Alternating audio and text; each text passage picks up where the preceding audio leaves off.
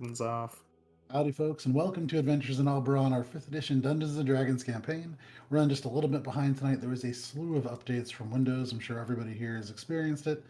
Unless, in fact, you use an Apple computer, in which case, Or a phone. congratulations. Or a phone. Yeah, nobody really uses computers anymore. Just us Yeah. nerds. So, thank you for tuning in. Just a couple of announcements before we get started to this 5th edition D&D campaign. Actually, it's like a super short list of announcements. Not a whole lot going on. One thing I did want to show, we do have like the enamel pins that are going to go out to a couple of people, and I keep saying it. I just want to show that I'm actually working on it. But we do have these like individual pieces of like zoomed in versions of our big map that very much directly, correspond to areas pertaining to the people who are getting these pins. This one's going out to Drew of Dicey Encounters, but I am working on it. It's just a lot of little details, a lot of tiny cactuses to draw. So cacti. Um, we have a website, alberonrpg.com. If you go there now, you'll notice there are some things that are different. Over the next 2 weeks, things are going to be changing there yet again. This is version 4 of the website. Um, Eventually, we'll get it right. It is going to be designed to be accessible to people so that if you want to understand what is happening, because I got a couple of messages on Instagram this week, and people are like, "Oh, I can't wait to catch up on all 80 sessions," and I was like, "Oh, that's a lot." So it's going to be designed to sort of let people understand over the past 27 months that we've played this campaign, what's happened in a much more easy to digest format because it's a lot. I was looking at, we have on alberonrpg.com the story so far, which has an entire written recap of the campaign. It is going to change. There's going to be a section on the website right at the front homepage called Heinrich's Journal, and it will have a very brief recap of the previous session. So you can see that right when you log in, and then those will be logged in a different place on the website. Each character is going to have a different website or a different part of the website that is pertaining to them in some way, but we'll get there when we get there. So just something to check out at alberonrpg.com. We do a lot of hand drawn maps, hand painted miniatures, things of that nature. A lot of handwritten notes. All of those things end up on Instagram. At Alberon RPG is our Instagram. You can see everything in a little bit more detail there. And it's just a good place to kind of see what we have going on in a little bit more detail. And with that, that is all the. Oh, final announcement. You can hear some music going on behind you. That's from Sirenscape, a powerful digital tool set for dungeon masters who like to run Dungeons and Dragons with a little bit more immersion. 4D Dungeons and Dragons, if you will. You can add monster sound effects. You can add thunder, lightning. You can add your own custom theme songs, like the one that you hear behind you, composed by 1000 Take Wonder on Reddit. Thank you very much. But Sirenscape, check that out. And with that, we can go right into our recap. Let me restart our theme song real quick.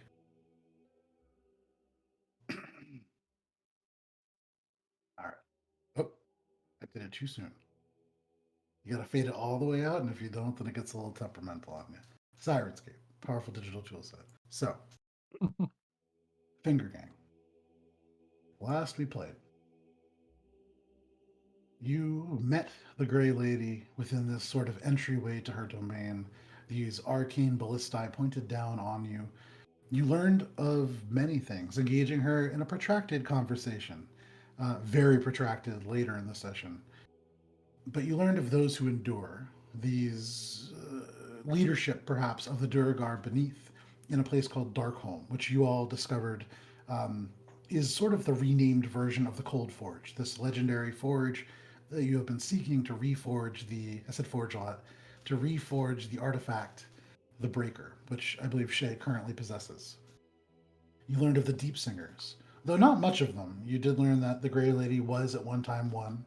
Akka, in your pursuit of a side deal, you did learn that Kuthar, one of those who endure, also a deep singer at one point, though apparently having renounced it. You learn the Grey Lady especially angry towards her. You learned of these duergar, the Grey Dwarves, splintered off from the other dwarves of the Coals long ago, enslaved by the mind flayers. deep beneath and changed over centuries and millennia to these gray-skinned, almost hairless dwarves. You decided, in order to make your way through her domain, to make a deal with the Grey Lady. You all huddled up, discussed your options, and as you did so, you came to terms with this powerful psionic creature. When you came to the point on which you would sign a contract, the Grey Lady summoned forth a wrought iron door, seemingly from nowhere but familiar to some of you. And as it opened, this wretch, this kind of shriveled human, eyes and mouth sewn shut, stumbled out, and you all proceeded to negotiate the terms of this contract emblazoning onto the skin of this creature. When it came time to sign, you all did so, with the exception of Akka, Morwen doing it in dramatic, aggressive fashion, as she is wont to do, um, actually distressing the Grey Lady somewhat. But you all came to terms, with the exception of you, Akka. As you all followed baby Edward to your drab bedchamber, Akka, you stayed behind to make a side deal with the Grey Lady. You discussed your desires, specifically not to rid yourself of this curse that has been alluded to, but perhaps to control it. You learn that such a thing may be possible, but not something that could be given, only earned. You learned of a force traveling east from beneath a place known as the Olsway Root Forest, and that the psionic force seems to be progressing and gathering power, intent on taking everything. Akka, you were unable to close the deal. You are now unprotected, not guaranteed safe passage as the others are. But you all returned to bedchambers, found your rest over the course of the evening. Akka, you, upon waking, found that Heinrich was leaving. Everybody, pretty much except for you, Shay, ventured out into the hallway. Shay, you finding no real reason to do so.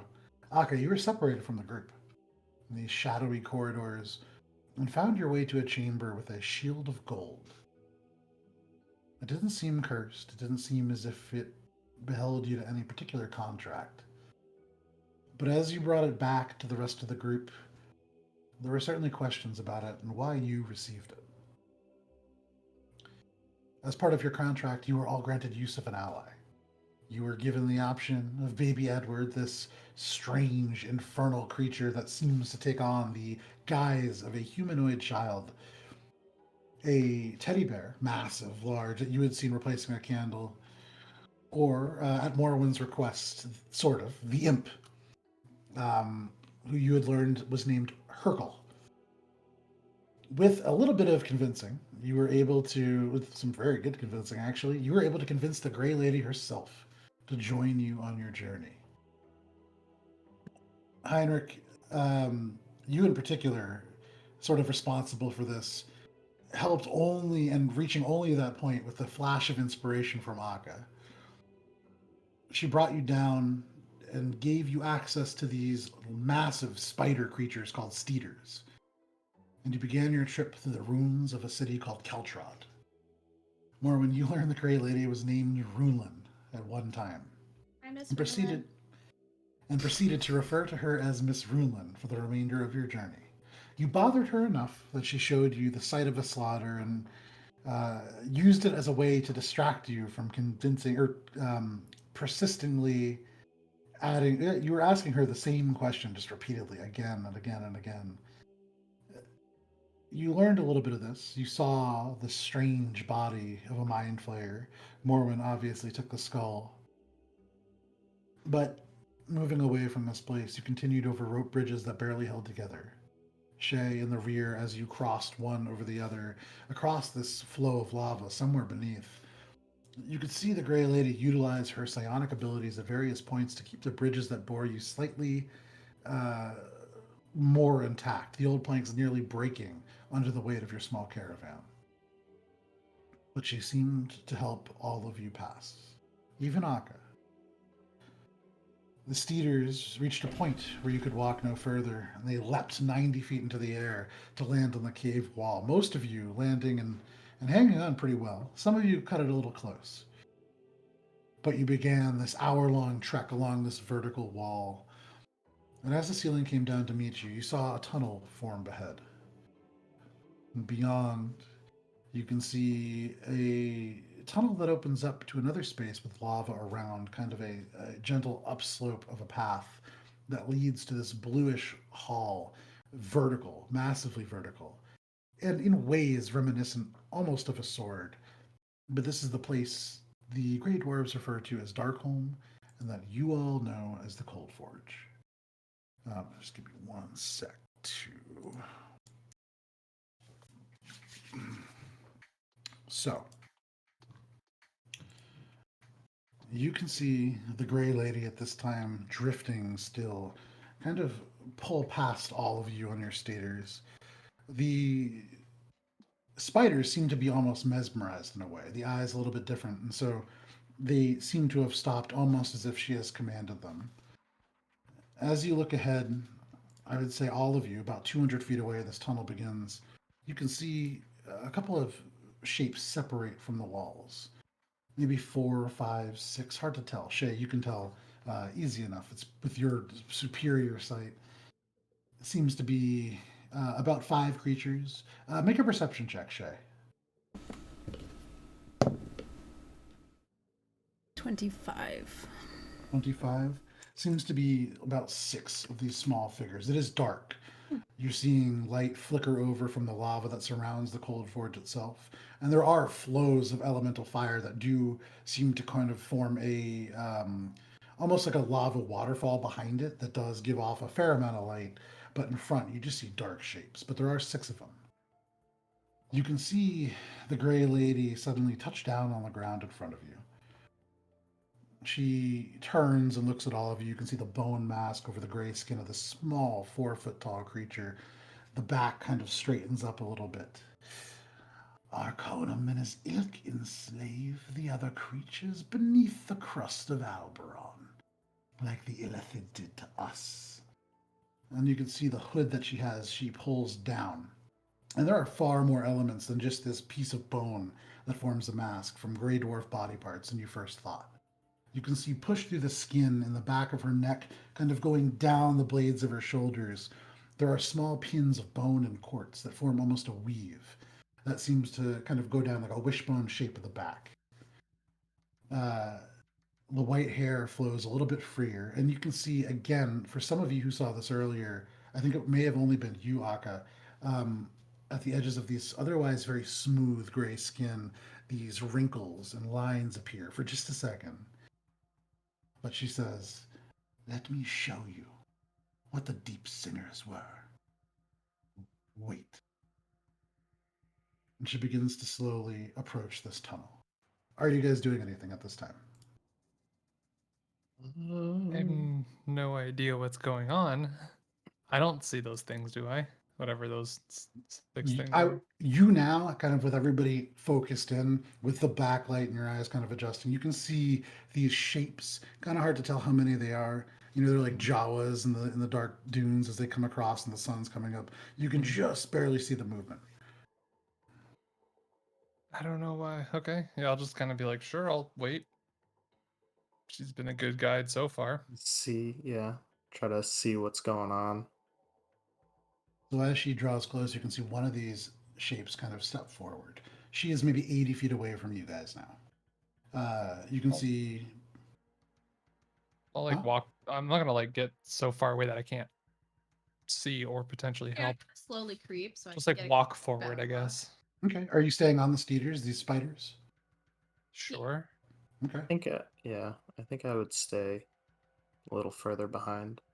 Wouldn't try to get closer.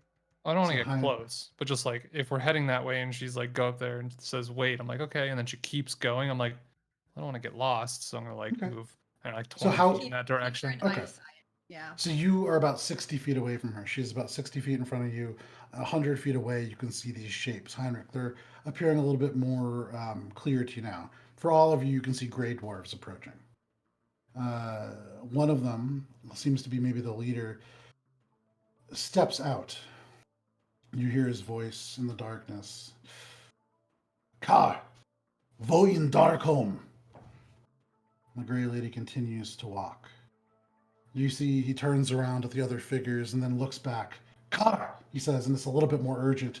Voyin Darkholm. The Grey Lady is about 80 feet from them at this point. Remind me, who speaks Dwarvish here? So Akka, you would know that this in Dwarvish means halt. Who enters dark, or who would enter Darkholm? The Grey Lady begins to open her mouth.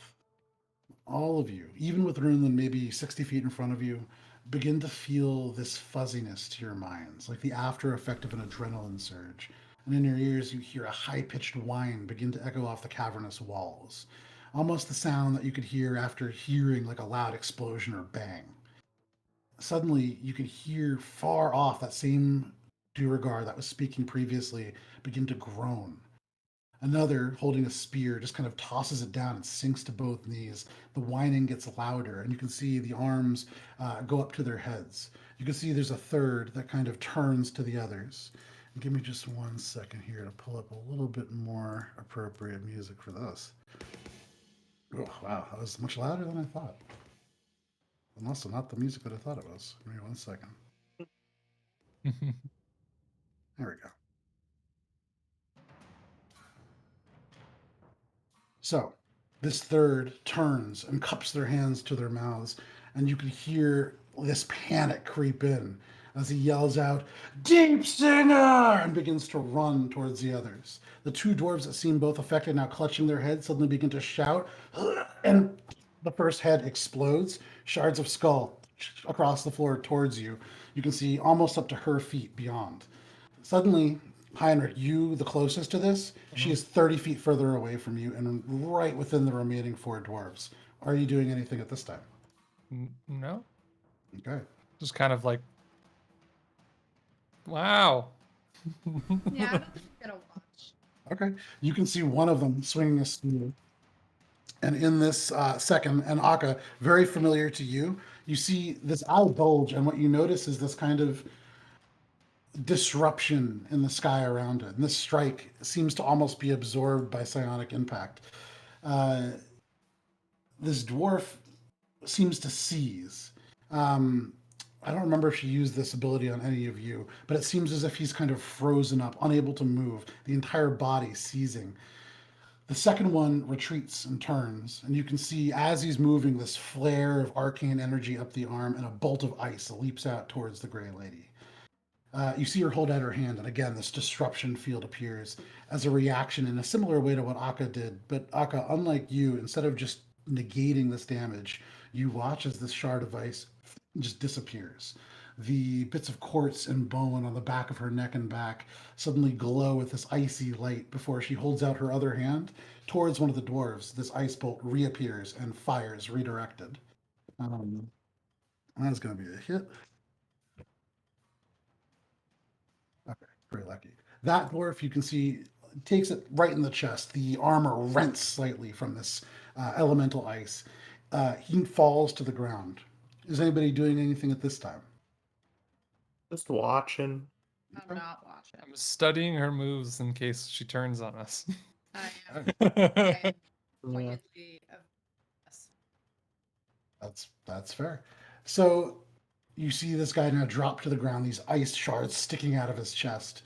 She lowers her hand, and you can see Heinrich, familiar to you, the single bolt of psionic force, almost like a railgun, hit that Duergar in the face. Even as he sinks, begins to shout, just silences him. As soon as this first shot is fired, you can see a war pick swung by one of the remaining dwarves. She ducks that and fires off two more bolts towards that fourth Grey Dwarf's head. You get the sense that there is an element of eldritch energy to this, Heinrich. You see maybe 30 feet beyond her, the lone Duergar who had immediately kind of frozen up at first, now running backwards. Is anybody doing anything? How far away is he? At this point, about 110 feet. If it seems like he's gonna get away, I'm gonna try to hit him, but you're Let gonna me give it a just- second? Yeah, I'm gonna give it a second. I've got a Okay. range of 300 feet. Okay, yeah, so you have plenty of time. Yeah. So you can see he's running back towards this tunnel. And as he does, you can see almost like 30 feet away, he's reaching this final duergar, the only the two of them left. You see this body is kind of sprawled out around the Grey Lady. All of a sudden, instead of running away from you, he is almost 80 feet closer and running towards you. You see the features starkly come into view, terror on the face. He immediately pumps on the brakes, tries to stop as he skids towards you. Heinrich, you can see the Grey Lady is now where he was, almost at the entrance of the tunnel. It seems as if she can switch spaces with people. But now, almost 160 feet away from you, you can see this larger shape separate from the walls. Almost 16 feet tall.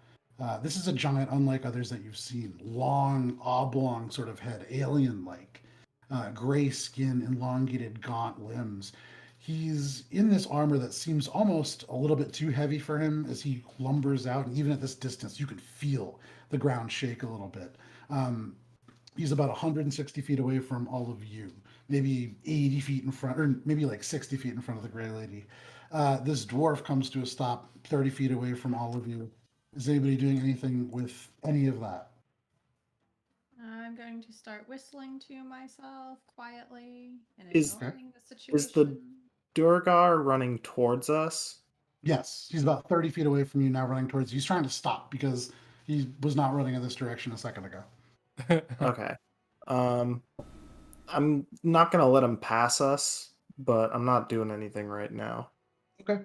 I think I'll wave to him and smile, like kind of menacingly, but like friendly menacingly, if that makes sense. Like, You're riding atop a 10-foot long spider Yeah. with these antlers, and Yeah. you have this one I'm gold weird. eye, this one black. Does that Yeah. make us the baddies now? also, I'm Kind just of. waving. I'm just waving. Okay. You can see he pumps on the brakes and kind of stutters before turning back. You can see this little bit of a smile as he sees the giant come forward. But Heinrich, you see the Grey Lady hold out a hand, very similar to what she did to you. You see this pulse, almost a streak of this purple psionic force as she uses her Heartsease ability. This stone giant. Heartsies. The stone giant, suddenly the eyes big, and you can see he's begun to run very quick, these long legs crossing distance quickly. He bends down and reaches into the ground, picking up a massive boulder, and he's going to wing it. Miles, you're the closest. Can you roll a d4 for me? Okay. My eyes determine the outcome because I am measuring it. Anybody can roll it, but three. Heinrich, this boulder in the air towards you. Make a dexterity saving throw, please. Me? Yeah. Oh.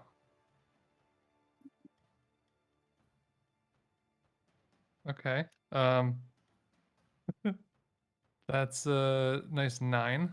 9. Wait, flash of genius. I'm gonna use some psionic to push him out of the way. Plus 5. Plus 5, so that brings you to a total of 14. Yeah, there you go. Just a second. Give me just a second. Man, Flash of Genius saving Heinrich quite a few times. Even though I do have to say, like, I don't even think I can roll that low. You're not Ooh. allowed to. Yeah, you're not That's a allowed lot to. more. That's a lot more damage than I thought. Give me 1 second here. Heinrich, as this boulder comes flying forward, you try to leap out of the way, but it strikes you in the shoulder, spinning you all the way around. Hmm. That is going to be 18 plus 24 points of bludgeoning damage as this rock strikes you. Make a strength saving throw, please, as you feel it almost pull you off your feet. Okay, that's an 18. 18? Yeah, easy enough for you. As it hits you, it strikes you in the chest, and you just grab it by the sides. Your Yeah. feet digging into the ground. The belt of stone giant strength, no problem to catch. You can see all the way across. This is almost the extent of this giant's range. He hurled a boulder at you, almost your size, and you stopped it. You can see him just kind of draw back for a second.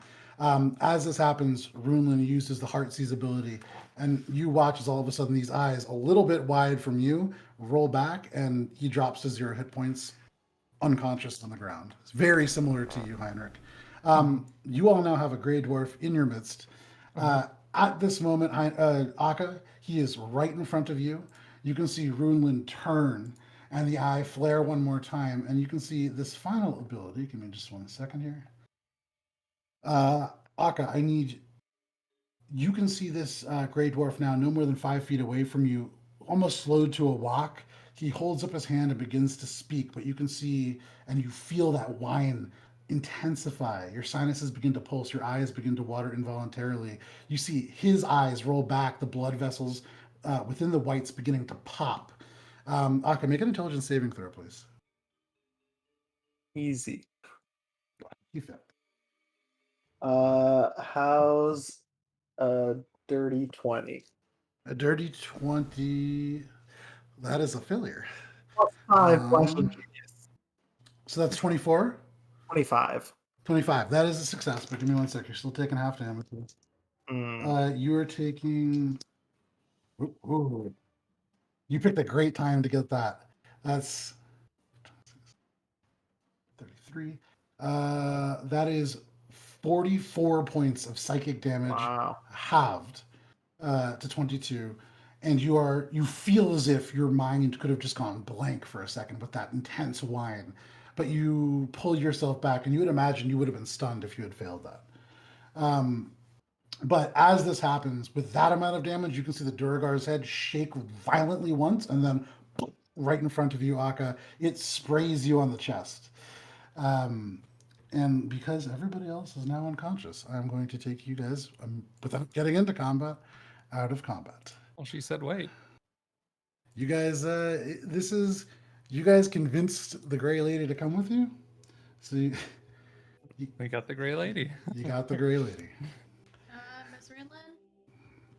You can see she's about 120 feet away from you, but slowly turns and begins to drift back to you. All right. Well, I'll wait till she's a little closer and then I'll start bugging her. Okay. I'm not going to shout, but, Over the course of about 30 seconds, she drifts slowly back. You can see a little higher over the bodies and then kind of back towards all of you. I just had a thought. In the description of our environment and our travels to reach here and stuff, I forgot to ask, are we still in the Shadowfell, or at least the equivalent of it? Or have we transitioned out of it now? As soon as you guys left the room with the Steeders, you stopped seeing those kind of flapping paper things that were along all the walls. You'd imagine you were outside of the domain. Yeah, because probably long before you guys began your trip. It started getting warmer too, right? Yes. Yeah. Yeah. I was Mostly just because thinking, of the lava. Right, indicating that we just, may have gone back to the elemental Yeah. plane of fire. Or Or at least the bleeding convergence into of it. that, yeah. Yeah. Because I was gonna ask her, like, well, if this is your territory, why don't you just make them leave? But yeah, it's not. Miss Rinlin? She looks up at you. You can still see arcane energy crackling off these crystals and bits of bone that are piercing through the skin. But as it dissipates a little bit, she sighs once more. Yes, Morwen. So, that was all a lot. And I was just wondering, like, Pulls the hood I up think we and kind of discussed maybe if we could convince the dwarves to just kind of leave peacefully, that might be an option. So I was just wondering, is that still on the table for future reference? that would be up to you. This is where we part ways. Oh, what? We were having so much fun. Sure. She turns, and you can see the finger, this kind of long, for the small stature of this duergar, holding out her hand, this really long finger.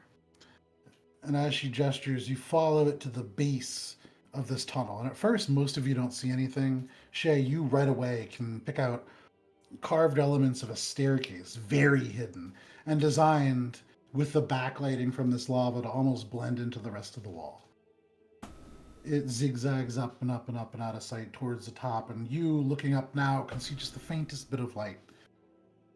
And she says, a long time ago, there was an outbreak of leprosy within the Darkholm community.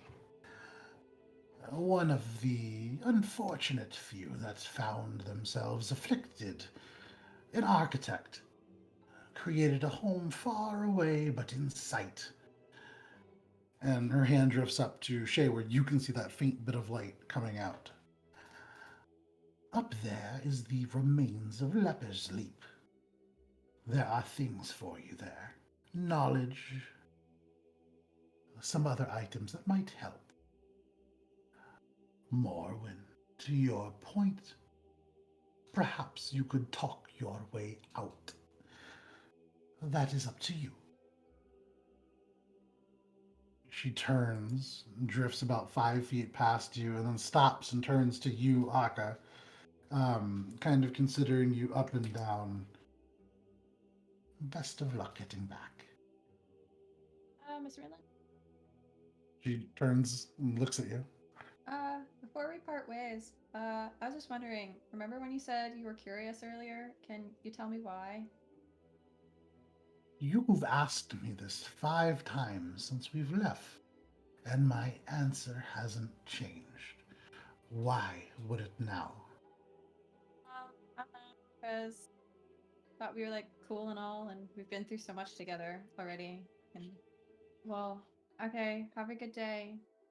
She turns and begins to drift away. We Can get to keep I? these? I'm gonna point at the Spiders. spiders.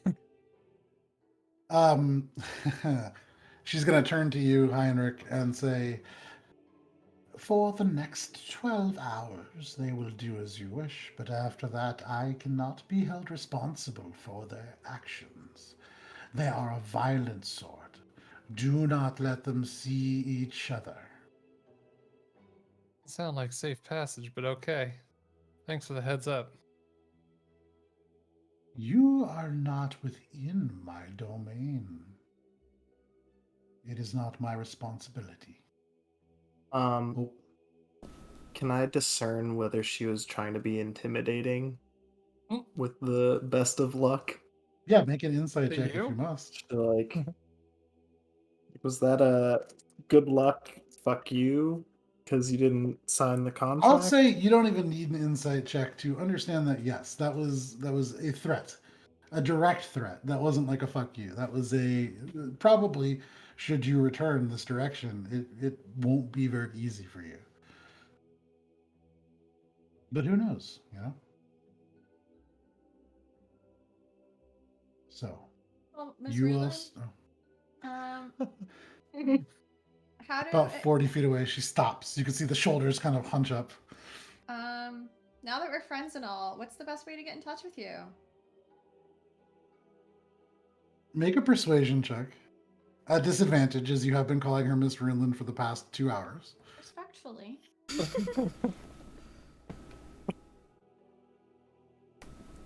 You're the kid in the class that the teacher's just like, It's a dirty 20. She turns and floats back 10 feet, 15 feet, eventually reaching you, Morwen. I don't think you need to reach me, but if you would like a little extra supervision. She reaches back and into these robes, this kind of tattered gray thing, and she pulls out, it drips a little on the ground, but she pulls out almost like a miner's headband. Some of you may have seen these before. It's like leather straps that go over the head, and normally they would hold a candle on this little metal plate. This has been refitted. There's no candle. You can see in a glass orb floating, very predictably for her, a eyeball. You can see the eye a little purple, tinged with these almost red streaks, or sorry, a little gray with almost red streaks, similar to Runeland's own eyes. And in this orb, it kind of just twitches and moves and seems to look at different things. Cool. Putting it on. So you see the little tabaxi ears ting ting through the straps. Just kind of like, it's not the best look. And Heinrich, you see the eye just dart down and it stares right at you for a little bit before, and just kind of, it seems to be always moving. Mm. What is it? Like, what is it? It's an What- eye. Like she can see through it. Ask her. Miss Runelin, what's the benefit of this? Although I am very He just became appreciative her of the gift. surrogate. Keep an eye on you, Morwen. And should Literally. anything come up that you do need, I can decide that myself. Oh, that's really nice of you, Miss Runelin. Thank you so much. I'll cherish this gift. She turns and, without saying anything to that, floats off.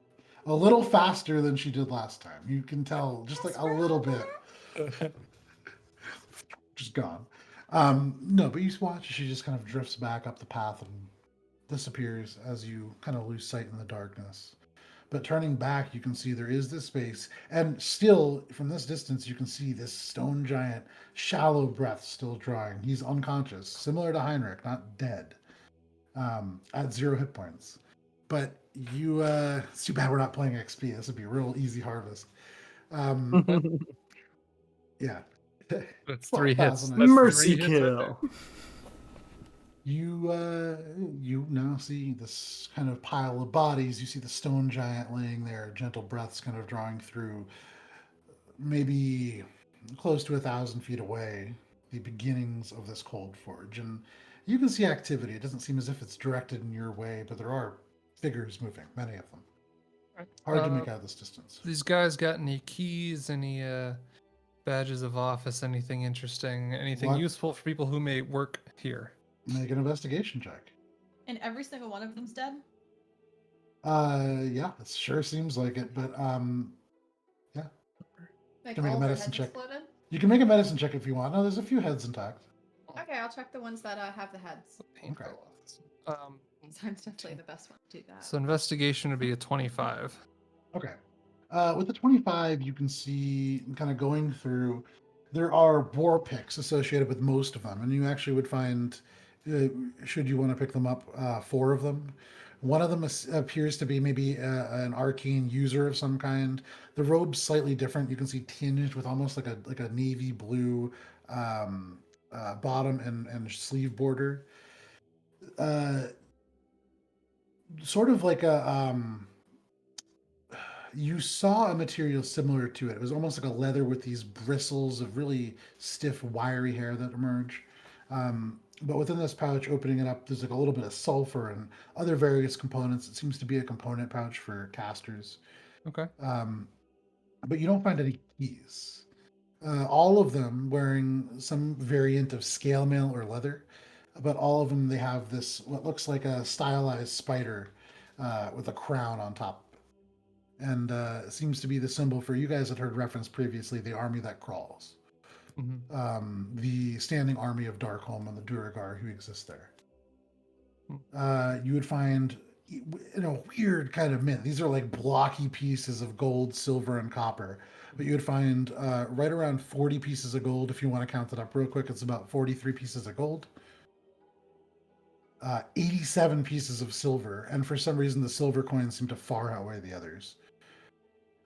And 3 pieces of copper, although not printed with anything. They're just like round punched, or rectangular punched pieces of copper. Okay. Said 3? Mhm. Okay. You would also find amongst all of them 5 javelins. Although size for a dwarf, a little awkward in your hands, you would imagine they would work the same. Okay. Fuck it, sure. And that, like, quick, scan for magic stuff just in case it's like hidden or there's something about them or whatever. Yeah. The eye that you have just glows with the celestial rune, and as this arcane detect magic goes off, you look around, and the only light that you really see glowing kind of comes from your companions, the various items that you know them Right. to hold. Okay. Looking up, what's the range on that? 30 feet. Yeah, that's all you could really see. That's fine. Okay. Do you guys want to set these things free and start climbing the stairs? Sure. Or climb the stairs with them and then set them free?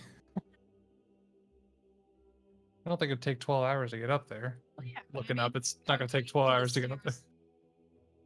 Definitely not. It's so looking at this, it's only about. It's really only about 80 feet up, and given that you guys crossed a considerable distance, like vertically on this wall, you'd imagine your steeders, these big spiders that are set up to ride. You could probably just ride straight up. It would take you no more than 10 minutes. Oh, I wanted to check for survivors. Oh yeah, sorry. So make a medicine check. 4. You go and you do see the stone giant is in fact alive at the moment. But amongst these duergar, you see there are two heads completely exploded. You can see like bits of skin and the backbone sticking out a little bit. They're probably dead. You move on. You see one promising, looks intact from the back. You roll them over, and there's just shards of ice melting out. You can see the blood kind of getting on and frosting over as it goes up these spikes. The head itself, you can see the eye is kind of just like there are tears that have frozen on from the ice. Um, Looking around, it doesn't seem as if there's any survivors. Just the stone giant off in the distance. Should we dispose of him, guys, or should we just not? I feel like that's gonna maybe be a problem later. Let's just sneak on by. Yes, sneak. I sneak by with my spider up the stairs. Make a stealth check. I'm going to say, give me a second here, because the steers actually. Is there like a drop off to the sides where we could hide this body at least? Because I feel like we don't want people to discover That's that. exactly my point. Yeah. At the moment, the only place you could pull Throw it in the these lava? bodies, and you could go backwards a ways to the. Actually, not even that far. You could go back maybe like 300 feet through this path and get to the area that is just the lava. So if you guys want to take a quick 20 minutes to haul all those bodies out, Oh yeah, using the Other than steers, just drag them I don't out. know if that's Yeah. a good idea. Wouldn't it be good backup to be like, you guys should like really leave this place, or else you end up like your buddies? That's kind of Can you like not no. me in the face? no. Uh, Just not. I don't know. I don't know. I think there are advantages and disadvantages to both. If we're gonna go up there and like hide out, then leaving no trace would be better. But if we want to intimidate people, I think would we say need to intimidate gather or more a very information. convincing argument as to why they should leave. yeah, maybe we should just dispose of corpses. Because I don't want alarms to be raised if we're not going to end up making friends. Make friends everywhere. And I just kind of Seems like, like a personal. kind of just like turn to everyone else. Except for I'm worried about those leopards she was talking about. I don't think there's any leopards down here. She said. Sure. Aka, do you want to give me a hand? We can just chuck them all. Fine. So you guys. I'll get off the spider, the steeder, Okay. the You speeder. get off this. We could just use them to hail. carry the bodies and just sort of. Aren't you really strong? Can't you just like? Well, I'm gonna chuck the stone giant. I'm gonna drag the stone giant. Okay, fantastic. It's worth noting, Heinrich, you are looking at the way it is. If you take a body and put it on the steeder, it has a lot more trouble than you carrying it, for sure. Right. Heinrich, Well, the go ahead and body is, but the I'm busy doing this, so make an athletics check for Stone Giant. yeah, I'm using a belt of its strength against it. You begin piling these duergar bodies up on the steeder, just flopping them on. Some of them are just ruined. There's one that one of the ones that the head exploded. You pull it up and part of the arm comes away in your hands. This thing is ruined. But you kind of begin to haul them back. 24. 24. It's hard. This is a heavy creature. Big boy. But kind of gripping on, you're able to remove elements of these like large plate, kind of bulky armor. It looks dwarven made. It looks like probably not really well suited for this giant, probably almost forced to wear it. As you do pull away the armor, you don't feel the breathing anymore. He has died. Uh, but I mean, he was stable, but if you don't heal him back, he dies eventually. Sure. Okay. But you pull this away, this kind of limp body, you're able to kind of ragdoll down. It takes you a little bit. You get the steeder to kind of wedge up against it and help a little bit, but in about 30 minutes, you're able to dispose of all the bodies. Okay. The stone giant rolling over. You can see this big, like, kind of Bubble. droplet of magma rise up like 20 feet just to about foot level before settling back down. It's a big splash. Hmm. Instantly, you see the clothes ignite before he sinks beneath the stone. Hmm. It smells oddly good. It's like an Ew. uncomfortable. Yeah, it's uncomfortable. But Smells like a sauna. it smells closer to like a barbecue. Barbecue. Yeah. Yeah. But Flashback to the beginning of our adventure. yeah. A lot of All right. flashbacks to that. Let's What's up? Let's- Let's leave the steeders to like shake off whatever. But and we then- still have time with them, right? Yeah, Shouldn't we we- have like 12 hours, right? Maybe we should see if they could come in handy later Okay. as Leave them in a place that, when they awake, they cause a distraction. That would be hard to time, or but at the very least put them somewhere where they're not gonna bother us on the way back. Didn't she say not to have them like next to each other? well, because they're gonna probably fight each other and like be Right. really loud. All right, then I'm gonna tell mine to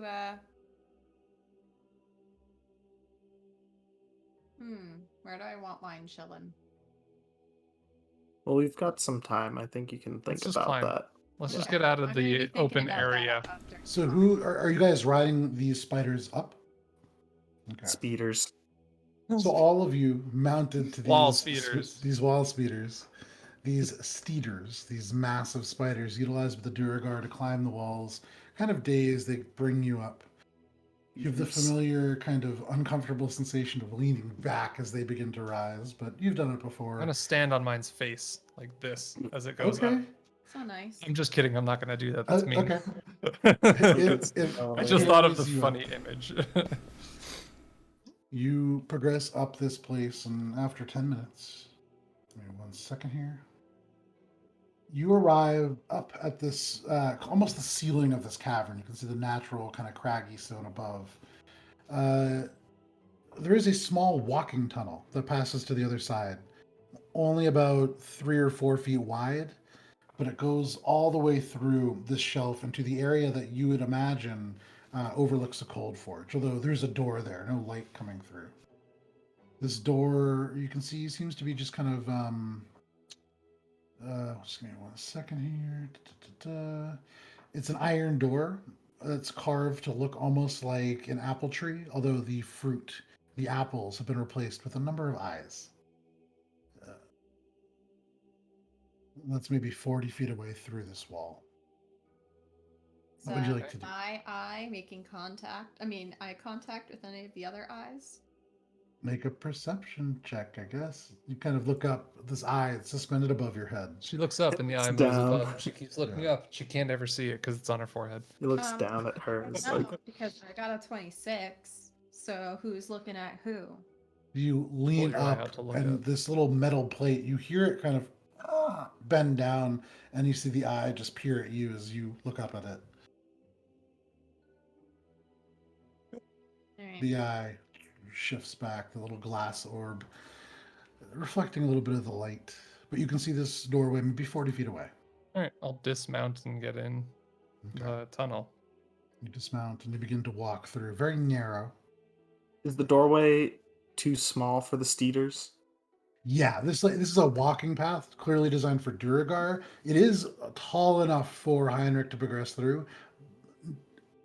It's very close. Like I'm scraping in- the yeah. tips. Yeah, I'm reflexively already doing this anyways, though. Yeah, and you can imagine Heinrich doesn't need to do it, but like it feels real close. Shay, for you especially, this is a tight space. But all of you going towards this door?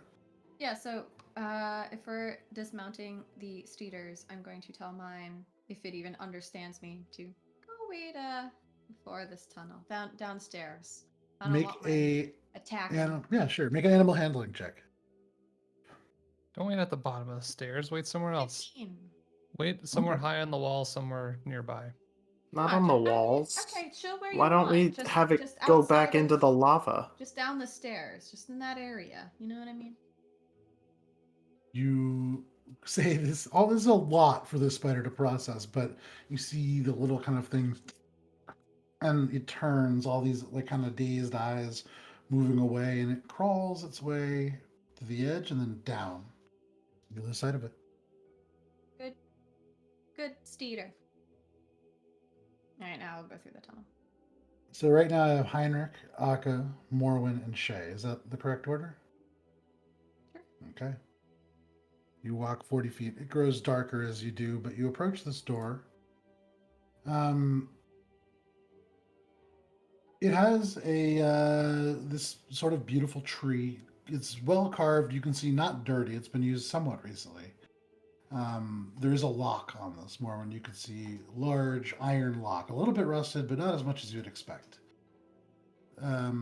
There's a tiny bit of light coming through the keyhole, and so you'd imagine it is currently not locked.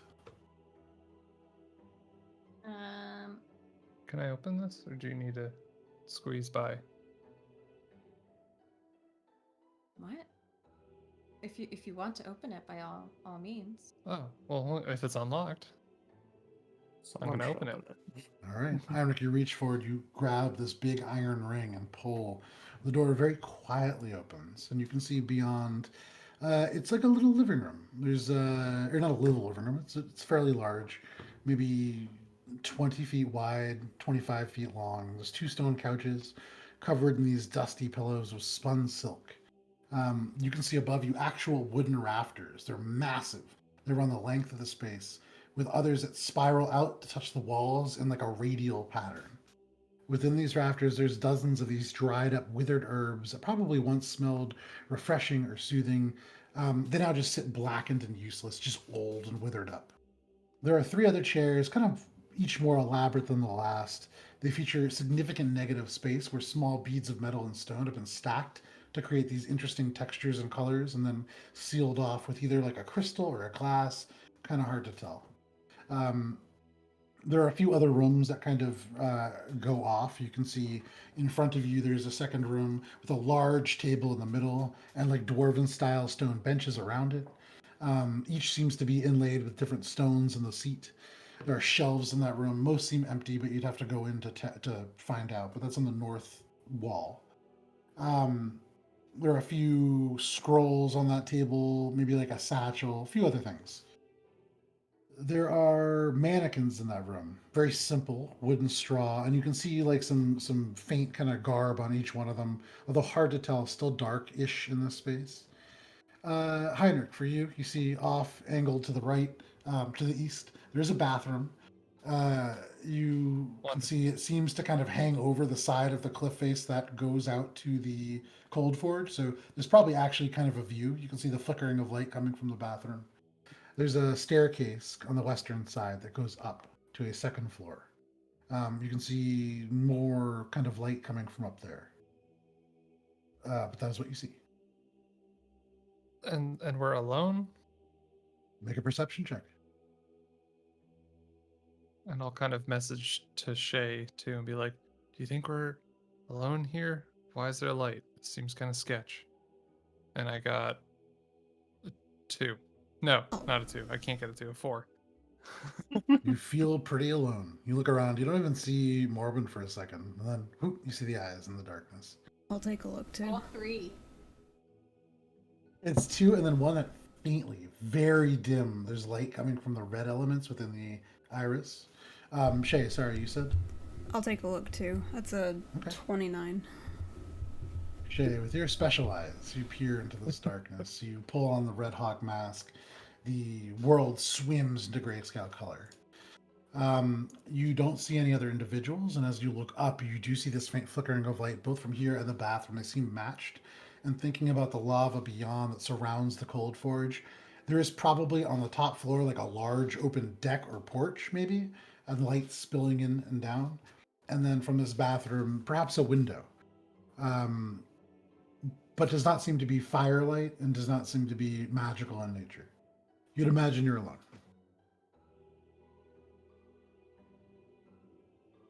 Okay. Um, I'm going to start scouring for things to read and resources to collect.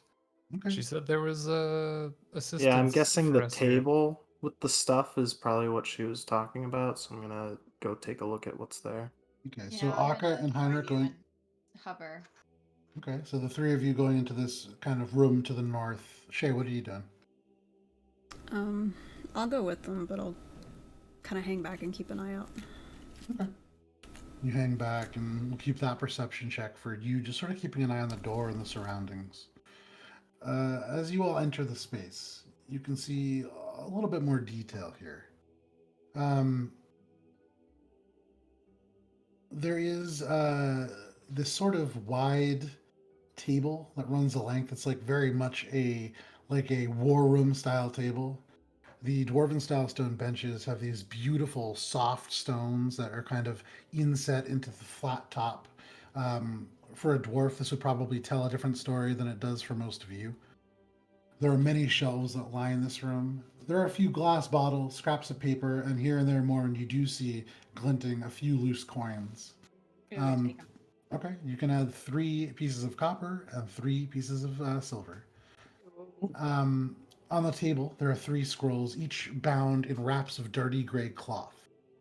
You can see a small satchel of patchy gray and brown furs that's slung over one of the chair or the benches. You can see these 5 simple wooden straw mannequins. 2 of them are wearing leather armor and the tabards of the army that crawls. These duergar kind of scouts. Um, there's another set of scale mail, very similar, and all 3 of them leaning up against the back. There is a war pick that you had seen previously. There is one robe that's kind of different than the others, gray with red trim. It has tassels of a sort of crimson cord that tie behind the robe. Well, the sleeves are very, very short. And then you can see a set of Duergar clothing, just like a brown tunic, gray pants, simple sandals, pair of work gloves, probably like just day-to-day Duergar garb. All of you, though, kind of drawn into the final form. It is this beautiful plate mail set, and I would say it's like a deep blue, ornate armor.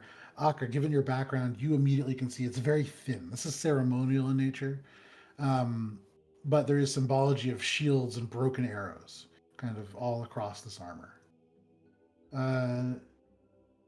Is there anything in particular you guys are looking at first?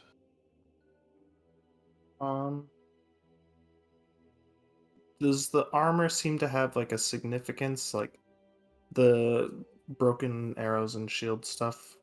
Make a history or religion check, your choice. Each will tell you a different thing. Heinrich, I assume because you were looking for stuff to read, you're going to go to these scrolls? Mhm. Okay. Heinrich, you go up to these scrolls, and Akka, I'll get back to you. You open up the first, kind of pulling away these gray elements of rags, and as you unfurl this, one by one, unrolling these, they seem to be like little bits of information on the Thuldor, those who endure. Thuldor being the undercommon word for that. You can see Urtiz the Feller and Yuglong the Dominator, the twins. It talks about them being these fierce martial warriors that are also steeder riders. I think you guys had heard previously from the Grey Lady. They're called Kalvraki, these kind of spider riders. Mm. With each, there's a little bit of a description.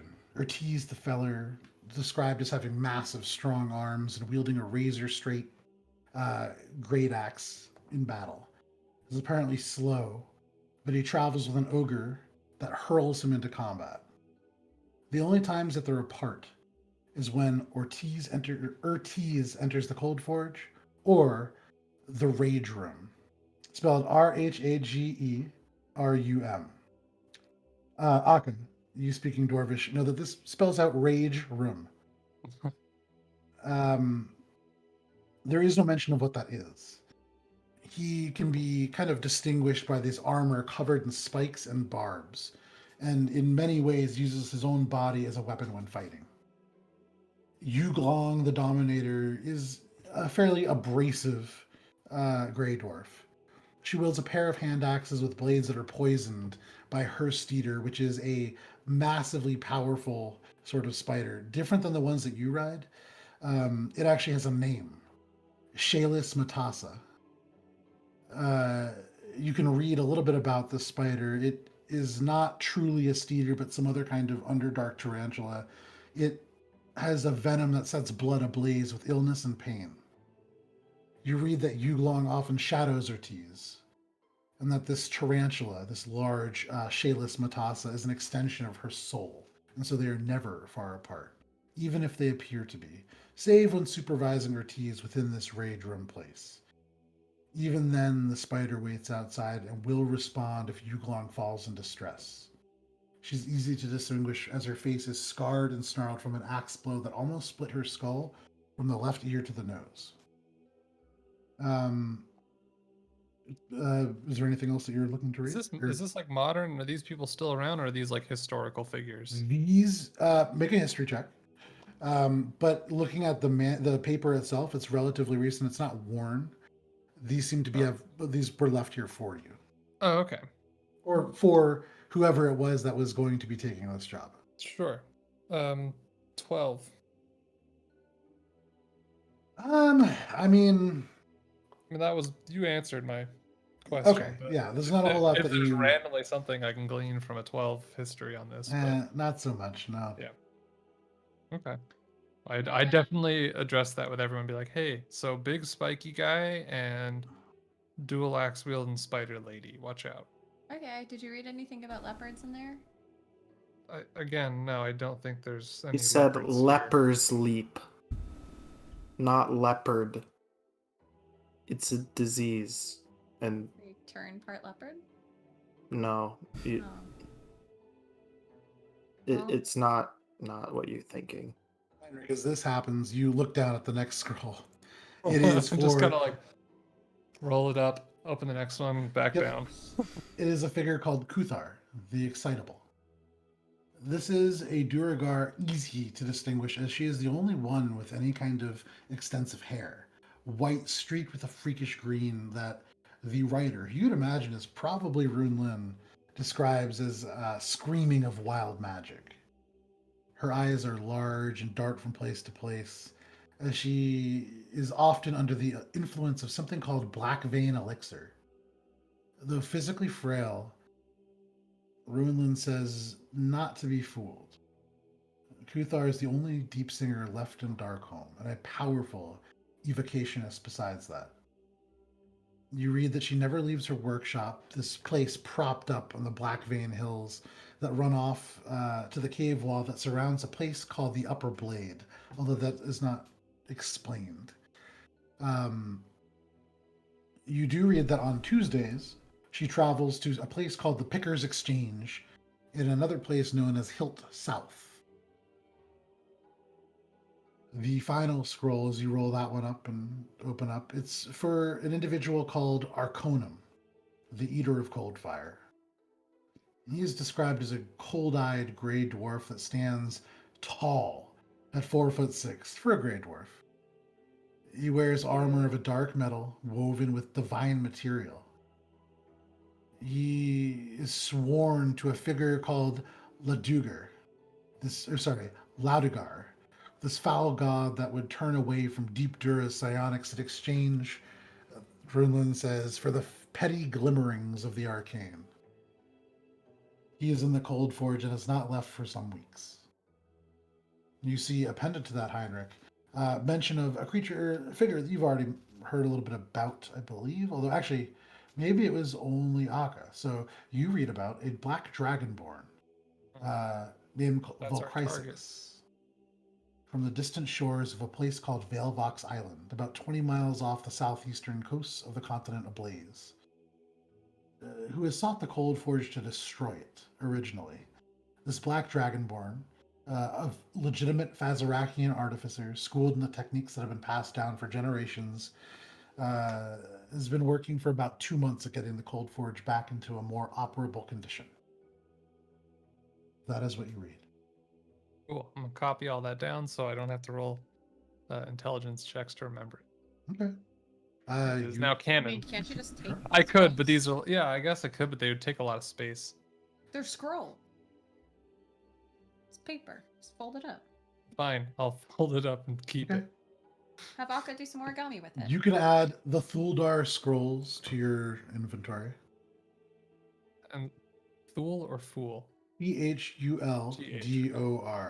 Okay. It is the undercommon word for those who endure. Right. Thuldor scrolls.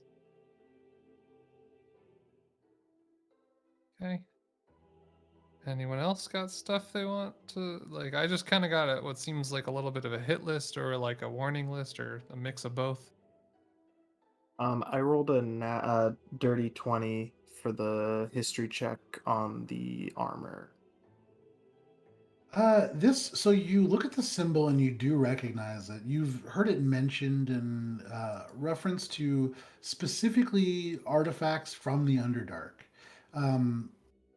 The name eludes you, but you've heard it referred to as the Grey Protector.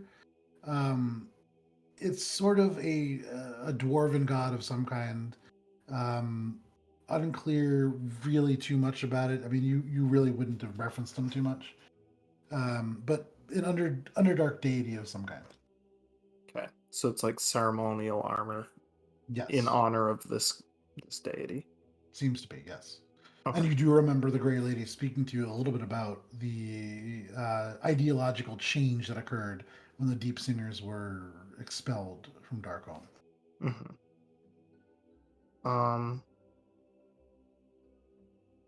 And what were was there any other significant attire on the mannequins? That was the only one that stood out as like especially ceremonial. There is what appears to be robes of some kind. I would say with that history check, you get the sense, having seen. It seems to be for maybe not a warrior. Unclear as to who would wear this. The other two seem to be standard kind of military attire for the army that crawls. Okay. So perhaps disguises. All size for duergar, for what it's worth. But yes. There is also this bag slung over a bench. There's a few bottles kind of scattered on the shelves, although empty they appear to be. There is still upstairs, and there's still this bathroom, should any of you need to use it. I'll go check it out. Okay. Well, when you go in, it's like a stone toilet, and you can see like an angled stone pipe that probably just drops off the cliff outside and into the lava below. Hell yeah, I use that. Okay. Yeah. You- Who else? What other tabaxi can claim to poop between dimensions? Yeah, it's pretty dope. And as you sit down and look, there is a small porthole opening window. And as you sit, you can look out and just see this waterfall of lava in the distance, just behind the side of the Coldforge. So since it's above lava, is it naturally heated seats? It's quite warm, yeah. Is it I'm that very uncomfortable warmth of like someone just got up? with this experience. You would imagine, Morwen, so for what it's worth, you would imagine it is a little bit humid, it's warmer up here. If you were to have some kind of a disease that was very profoundly impactful to your skin, this would be a pretty good place to be. There is an element to necessity that this place was built. Aka? I think I'm gonna head upstairs and see what's going on up there Okay. after I've inspected the attire. You climb the stairs. Up the stairs, there is a sort of single massive bedroom that you can see like out in front of you. There's like a huge bed, like a California king, a little bit bigger actually. There's a canopy laced with these shriveled sprigs of lavender. You can just smell this desiccated flower, faint. There's a desk in this room. Beautiful picture frame over the bed that has this painting. And as you look at it, Aka, the painting moves ever so slightly. It appears to be enchanted. It's a scene of an underground river with a shimmering amethyst that's surrounded by dark stone. It shimmers and flows softly. This desk is pale stone and a single drawer that you can see a lock on. You see off the side of that an open arched door. You see the lava fall, and outside there is like a 10-foot wide wooden porch.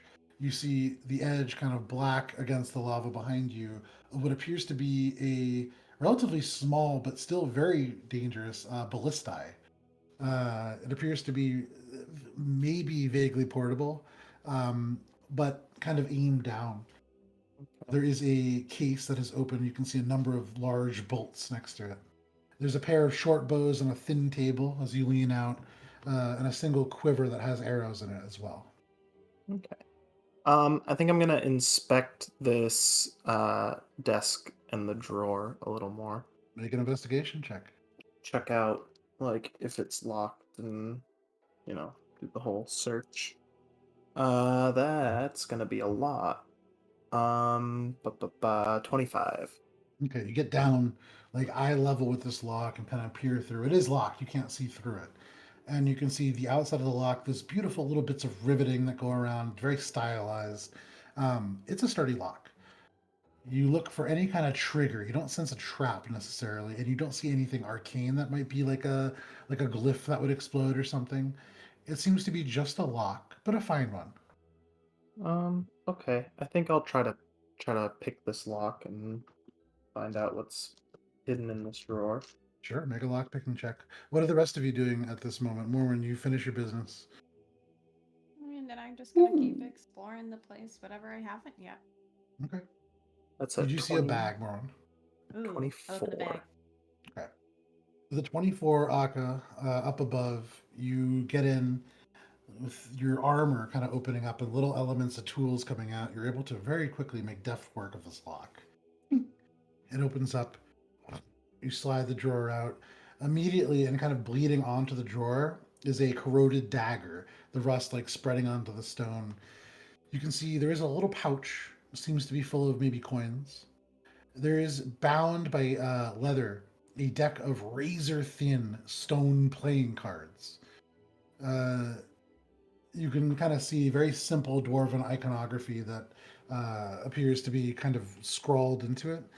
There's a wooden box that's next to them that seems to probably originally have housed them, though the hinge is broken. But that is what you find within there.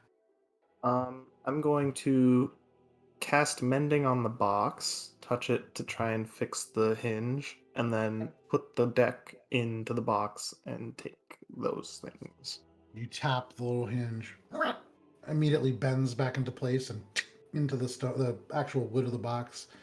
Move it around and it opens and shuts fine. You take these cards, razor thin. You'd imagine that they'd be kind of brittle, but you kind of hold them in your hand. They're surprisingly sturdy. You tap them against the desk. You try to bend one. They're like borderline indestructible. Made out of a very sturdy material, very thin, so relatively light. Okay. And then you said it was a rusted dagger and Yeah. a pouch. Yep, the dagger rusted to the point that it's like almost sealed onto the stone. Okay. It's yeah. been there for some time. Probably wouldn't really pay much attention. Does it seem like it's a particularly special dagger? It's rusted, so I'm guessing it's like kind of just a cheap old dagger. It looks like it was probably pretty nice at one point, but clearly not magical, clearly not handling age well. Right. So probably just like a nice dagger at some point. Okay. Yeah, I guess I'll just take the deck, and then the pouch is just a normal coin pouch. You kind of pull it up. Yeah, some I'll coins in there. take that too. Okay. You can add a pouch of coins to your inventory. I'm gonna like open it and see. I'm not just gonna. Yeah. It's not terribly full. You find 13 pieces of gold, 22 pieces of silver, and Okay. 13 pieces of copper. Not like And a as you bag shift- metalized though. Okay. No, but as you shift them around, you do find 2 pieces of platinum mixed amongst them. Ooh, okay, nice. I'll tuck that away. And This individual probably pretty wealthy. All right. More when you open this bag, Make an investigation check. It's like a patchy gray and brown furs that have been sewn together to form like a. It's almost like a messenger bag. Well, there's a table, right? Oh yeah. All right, I'm just gonna take it Okay. out. Smashing on the table, this glass bottle spills out. It's a red liquid, not a potion of healing. It's almost tinged orange, and as it hits the stone, flares into fire and then dies down. It leaves no burn marks. You see another glass bottle roll out, smash on. This appears to be some kind of healing, purplish red. As it kind of splashes across the table, you see an arcane glow emanate off of it before it goes mundane. Okay, so now after those 2 smashes, I will Mhm. now be a little bit more gentle with this shaking of the bag and just gonna Make a now dexterity saving throw. A pull it final out. bottle falls out. All right. Well, that would be a dirty 20. With your little claws out, they pinch onto a glass bottle. Similar to others that you have, this appears to be a healing potion of some kind. Yay! I caught one. It is a potion of greater healing. Yay! It didn't break. You kind of put the bag down and begin pulling things out. There is a grappling hook. There's 120 feet of hempen rope. There I are love 2 rope. hooded lanterns, 2 flasks of oil, and another set of thieves' tools. Well, that is what you find. That grappling hook's gonna be useful for you to get around. I'm gonna head back downstairs. Okay. Potion of greater healing. 20 feet of rope. Grappling hook. 120. 120. Yeah, I have so much rope. it's a huge rope. And thieves' tools. Yep, 2 lanterns, 2 flasks of oil. Your first 9th level spell. 2 lanterns. Yeah.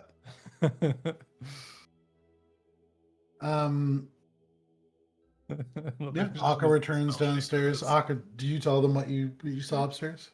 Just like it's like a master bedroom. There wasn't much. I show him the box of playing Okay. cards. Okay. Oh, You will that's cool. Can I see. have it? Yeah, it's very nice playing cards. That's cool. Can I have it? No, Oh. I mean, Morwen, I've- you know the rule of our gang. yeah, I it's found finders him. I thought it keepers. was you're gonna try to steal. This is my. I didn't try to steal. I asked. If I tried to steal, I would have it by now. Right. Just gotta be nice, I guess. Alright. Is that everything of import in this place? Are there any maps, layouts, any guides of like how to find our way anywhere? No maps, no layouts. You don't find anything that really would help you navigate necessarily. You have those names, and so difficult to kind of tell. I mean, looking at the actual shape of the Coldforge, it does vaguely resemble a sword. Very angular and kind of juts out and almost seems as if it's been plunged into the stone and sinking into the lava itself. So probably those locations on the place called the Hilt near the top, but nothing that would really indicate like a map. Right. Okay. Did you tell us the names Yeah. Of And- what? And also of the? I was like kind of reading it to everyone or like telling everyone who the people were that I was reading about. Okay. But Uh, is it an exclusively duergar except for the Dragonborn like area? Or like how badly are we gonna stick out if we try to like not do this the like run and gun or like None of you have really come into contact with the Duergar before, and so kind of hard to tell. but based on this list of names it's just been Those are all Duergar Duergar and names, yes. and then the Dragonborn. Yes. And Kuthar. Kuthar, yeah. That was the one that she had mentioned to me specifically. Yes, is the one that she very specifically would rather have alive. Okay. Keeping that in the back of my head there. I'm gonna suggest that we take one of those outfits, and if we need to use it, would you feel opposed to pretending to be prisoners? I can mean, can you disguise myself. Such. You know, yeah, that's Only- fine, I guess. Only if we need to. I mean, Yeah, but I'd like Sure, to more options. keep some options. Yeah. Yeah, it's not gonna fit me, but for him, he said he can. We haven't seen you do this before, but Yeah. Well. I trust if you're, in this with us, you wouldn't lie and say that you can do this and then not be able to do it. So yeah, I mean, go ahead, take a. Would be pretty dumb. Yeah. None of your party members have ever done that. No, why would we ever lie and deceive each None, other? none Ever. played by Matt have ever done that. I can do this. I can't do this. Go ahead. Yeah, that seems like a wise idea. I'm gonna take one of the two. You said it was like the standard army attire for the. Yeah, so I'll But grab. it's little bits of plate mail, or not plate mail, sorry, scale mail, and then elements of leather, and you can kind of take those. The sigil of that spider with the crown on top of it, the army that crawls sigil. Yeah, I think I'll take that and put it in my bag for later if we need to use it. Okay. You can add I'll an take the army that nicer of the crawls. two. Okay, you can add an army of crawls Kalvraki uniform. Okay.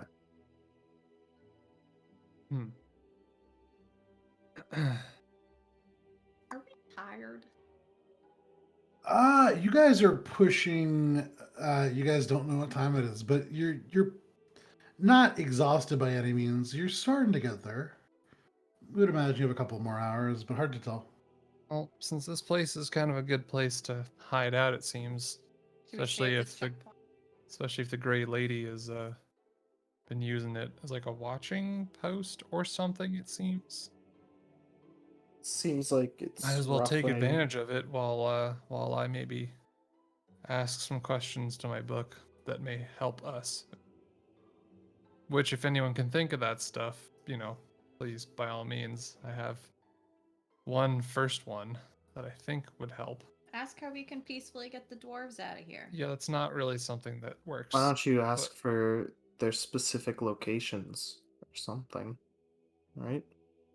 Well, as far as I'm concerned, we've made it to our destination, and all we need to do is reforge the breaker.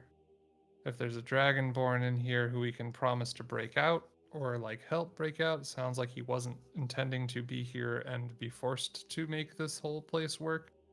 Maybe he just does this one for us and then we help him. It specifically mentions he was there to destroy the Coldforge. Exactly. Yeah.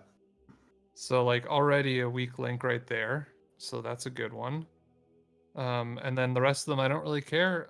It seems kind of like just a territorial battle back and forth between these two, and I mean shit, I definitely think we should help her a little, but I don't want to go around trying to You kill signed a a whole contract on the back of a tortured It soul. was stomach, yeah.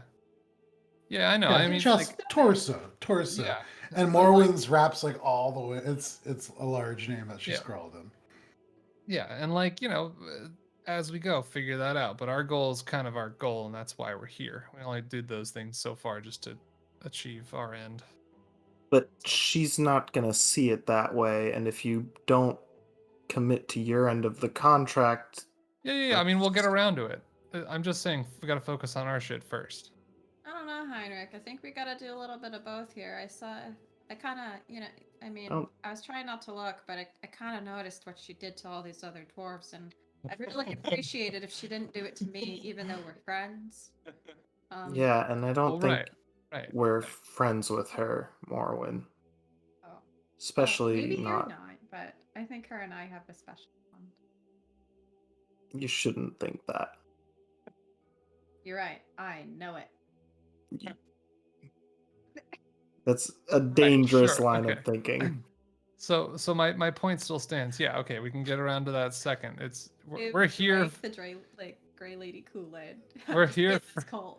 We're here for a while because I don't know where the fuck we are and how we're gonna get back. So let's just, see if we can at least get our thing done first. And hey, the breaker might be really useful, might be powerful as hell. Maybe that'll be enough to Yeah, turn that's all everyone great, here to but leave or make him disappear or something. I don't know. how do you suggest we go about that? We still don't even have the diotic metal that we need. We have some. Got Yeah. half a pound. Is that going to be enough? Probably not.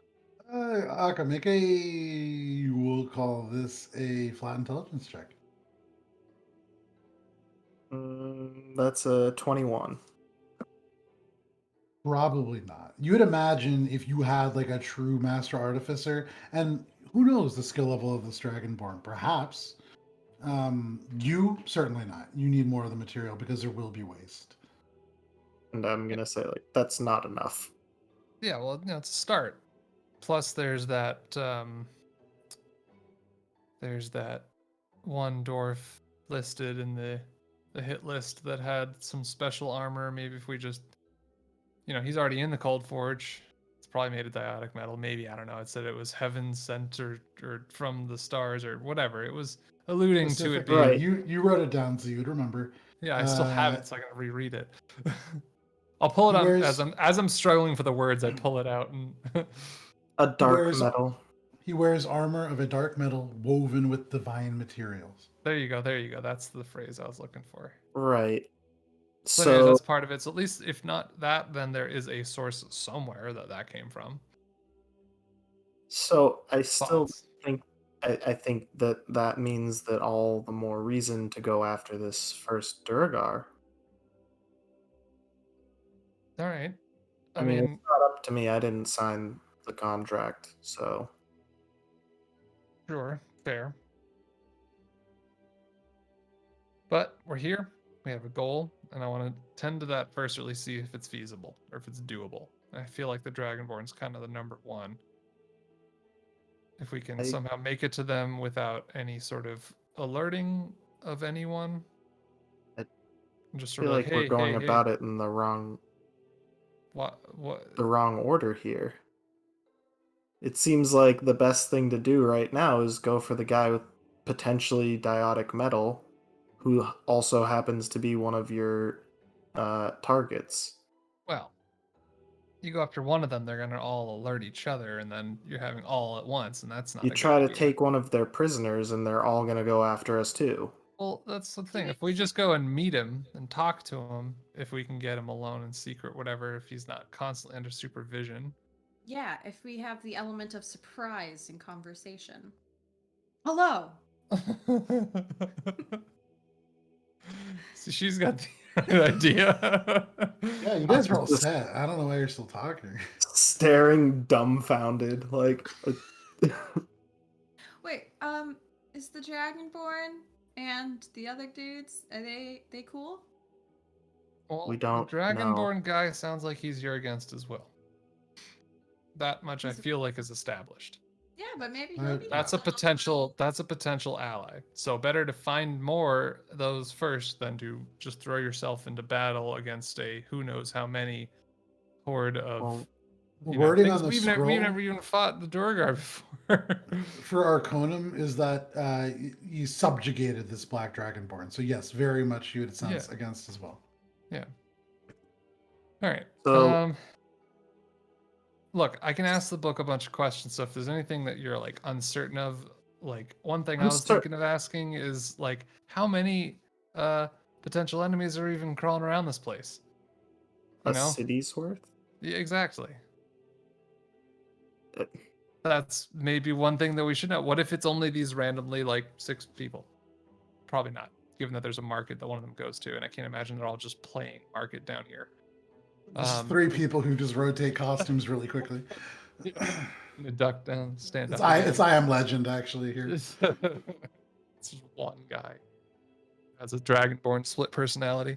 One guy and a dog. Yeah. Guy and a dog. That's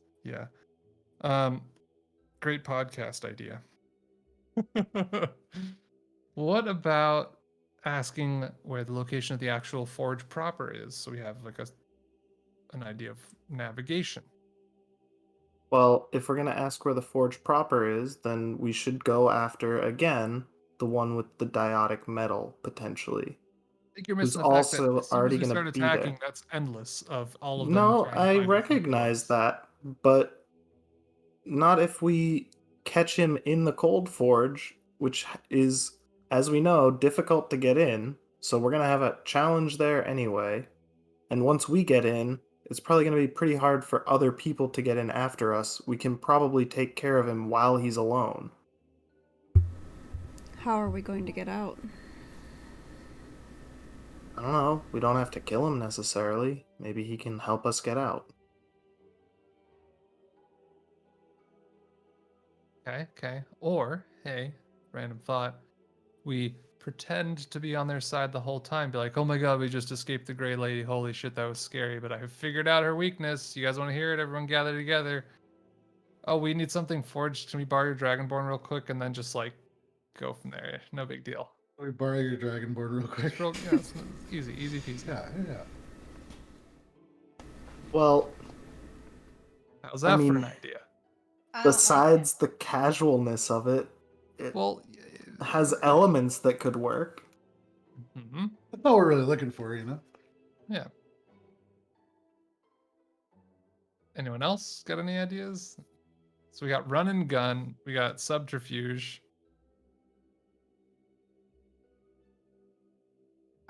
I'm going to sneak off upstairs while this conversation is happening, so I get the best spot in the bed.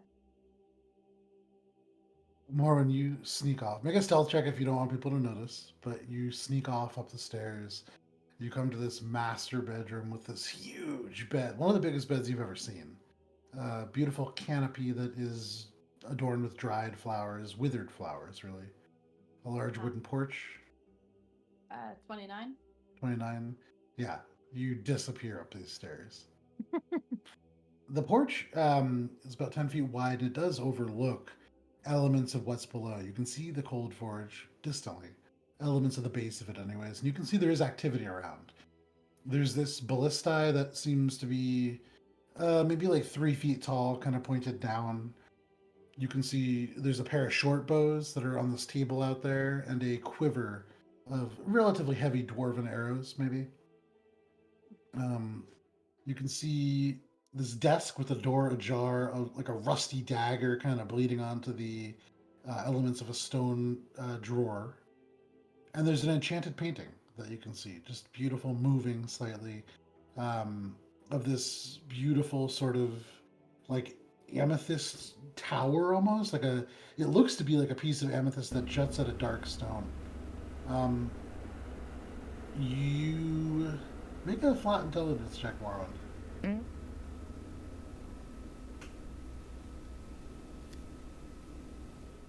12. 12? Yeah, uh just like a beautiful kind of shimmering amethyst with water that's surrounding it. And the water flows slightly. It's kind of all you see. Alright, well, I take the comfiest spot in the bed. Okay, that And is the while I middle. have my headgear on too, I'm going to make sure to like unravel the poster, get Frank out. Not going to take out the Mind Flayer skull, which I have named Priscilla, and the jar of eyes. And then I'm going to take off the head thing, just be like, good night, and just put it in the bag. And I go to sleep, curled up in a ball in the middle of the bed. Okay. You do all these things. That Grey all Lady's happens. sitting somewhere just like, oh, god damn it. Or either that or just like, oh, she's got a lot more problems than I thought. Like, I thought I was messed up. And Yeah, so far, Morwen, you're the only person to have visibly caused distress in the Grey Lady in your signing of your contract. But you I've sneak off disturbed upstairs. her and she explodes heads. Yeah, actually. Not disturbed, but you didn't really, for unclear reasons, she was distressed by that for sure. But the three of you find yourselves now alone downstairs suddenly. Oh, she'll just go along with whatever we decide, anyways. I go to bed thinking, I'm just gonna do the exact opposite it tells me to do. That tracks. All right. What are we thinking here?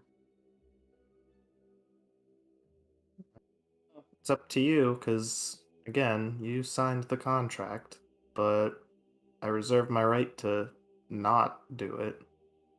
Okay, Shay, since you're the only other involved party member here, what do you think would be wisest? Do you think we should try to stealth it in, socially blend in, or just kick their butts one at a time as best as we can? I don't think we're going to be any parts of successful with a social encounter. Mm-hmm. Mm-hmm. Okay, so fight our way through. Well, the end goal is to get Okay. them to leave. Right. How would we convince them to do that? If in any other way, I suppose. If we don't want to kill them. I'm not against killing them. Okay. Shit. Do we even know what their like MO is? Do we know if they're evil? Do we know if they're trying to do bad things? I know it's not really like that kind of world that we live in, but like I mean, you see where she lives, and it's kind of. They're keeping the Dragonborn as a slave. Yeah, I mean that's true too. It's not great, but, That's you know, true. the world isn't black and white like that. You signed a contract. Yeah. I've been involved in many of those and come out the other side okay, one way or the other. Very specifically, the Amazes me. contract is to get them to leave. Right. So if they can leave, I mean, could we lure them to tempt them away with something else? We won't know unless we talk to them. And So if we're not talk going to to go in them. and talk to them, then there's no point in even. there are two clauses, and I will say Akka would remember this because Akka very carefully analyzed this, that specifically state on the top, one of the first clauses, that those who endure, the Great Lady wants those who endure gone. Further down, in one of the sob clauses, it's all of those who endure must die, save Kuthar. So very specifically, Oh, the it did say contract die. does Okay. the contract does state in a subclause that yes. Is that not? Wasn't that the subclause of the potential deal that I was making? That was it was that you would bring her back alive was the subclause for that. Yeah. Okay. All right. Well, shit. I guess then we have to kill him. Okay. You know what? Whatever. A job is a job, I guess. Even though this isn't really technically a job. Did More you like a were you like bartered agreement. asleep when you signed that Yeah, contract? I mean, if you're not going to be of help, you I can read go- it to you. I read it myself too. I'm just trying to keep my Apparently eye on the not. prize. The goal here. The goal here. Hmm.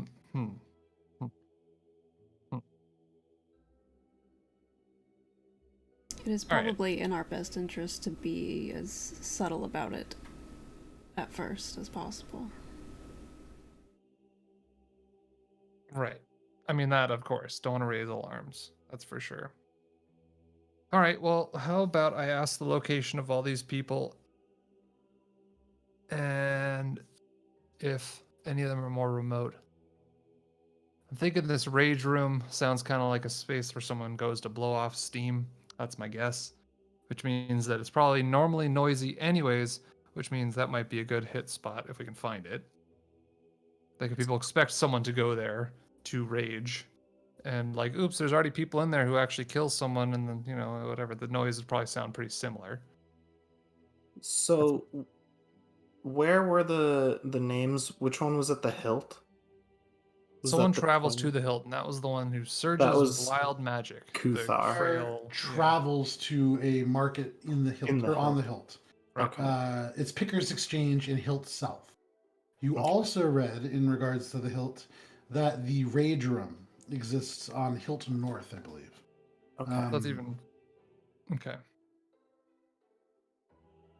So, Sorry, southwestern hilt is the raid room. Okay. okay. So I still think the one who's probably in the Coldforge is the best first target. Okay. Again, Sure. it's Because up then it to sounds you. like the rest of the space is a little more like pedestrian, anyways. So And more we people could would be there. potentially use the costume to get into the Coldforge. If anywhere, that might be the best place to see if it works. Can't imagine they would bring prisoners to like the heart of this city, the most sacred place, or the reason why anything is here. Unless Like to it would just be more of a sacrifice. workshop. Sacrifice? Mhm. Okay. All right. I'm gonna ask the book. Okay, take out the book. All right.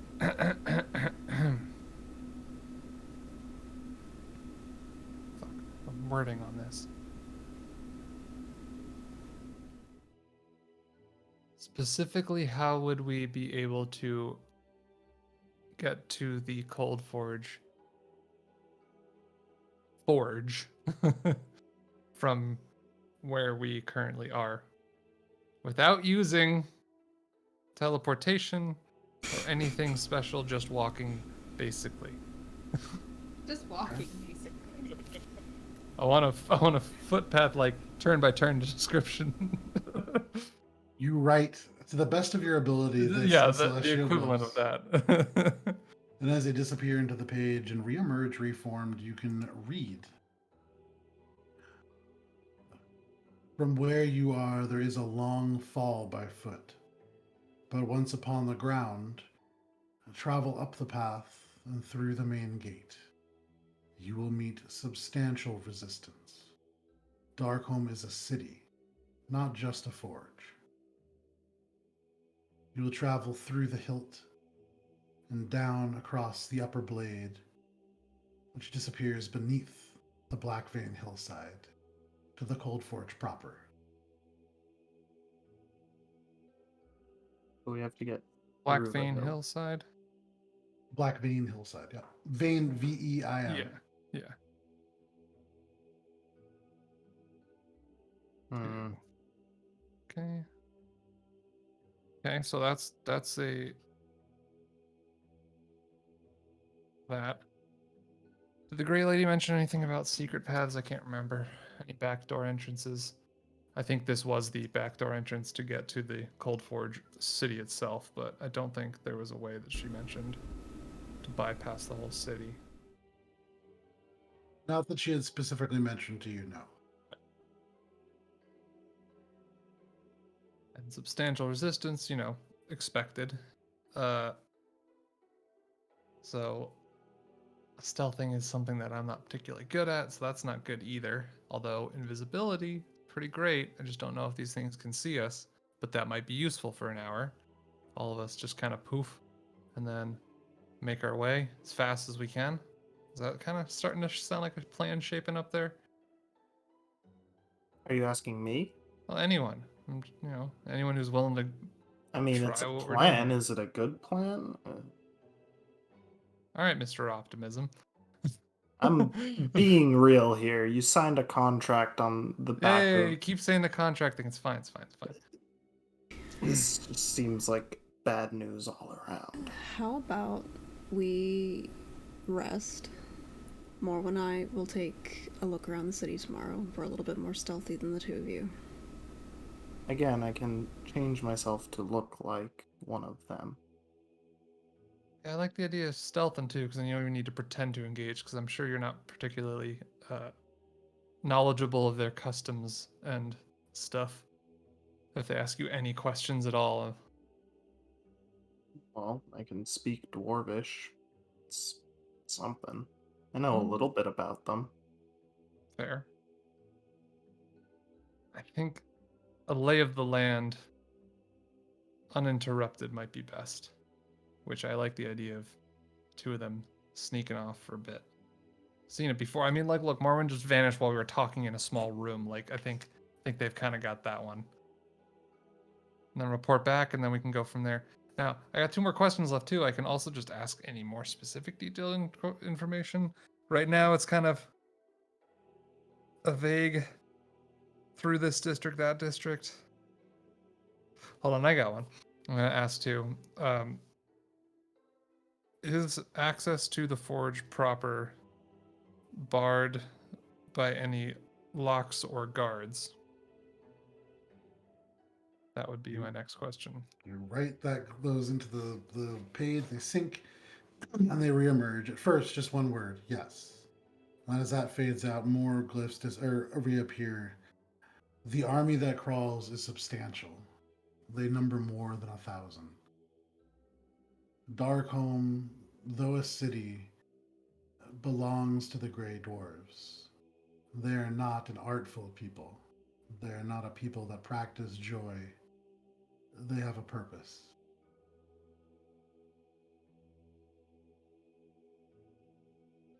Okay, so 4 against 1,000. That's pretty good odds there.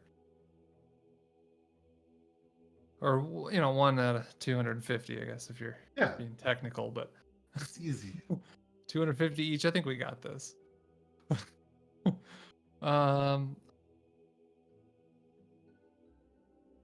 Man, I don't know what. That's just a huge. That's a huge wall. That's a huge wall in front of us right there. You guys really haven't looked. You can see elements of it in the distance for sure. It looks like a massively walled structure. There are ramparts, there are stairways, walkways, little things that jut out. It's a complex structure. It's a city. Yeah.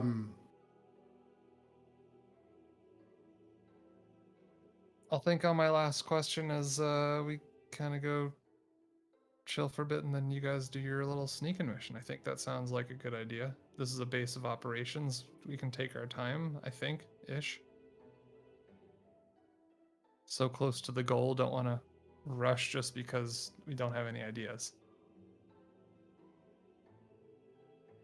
So, are you all finding rest at this point? I am. Yeah.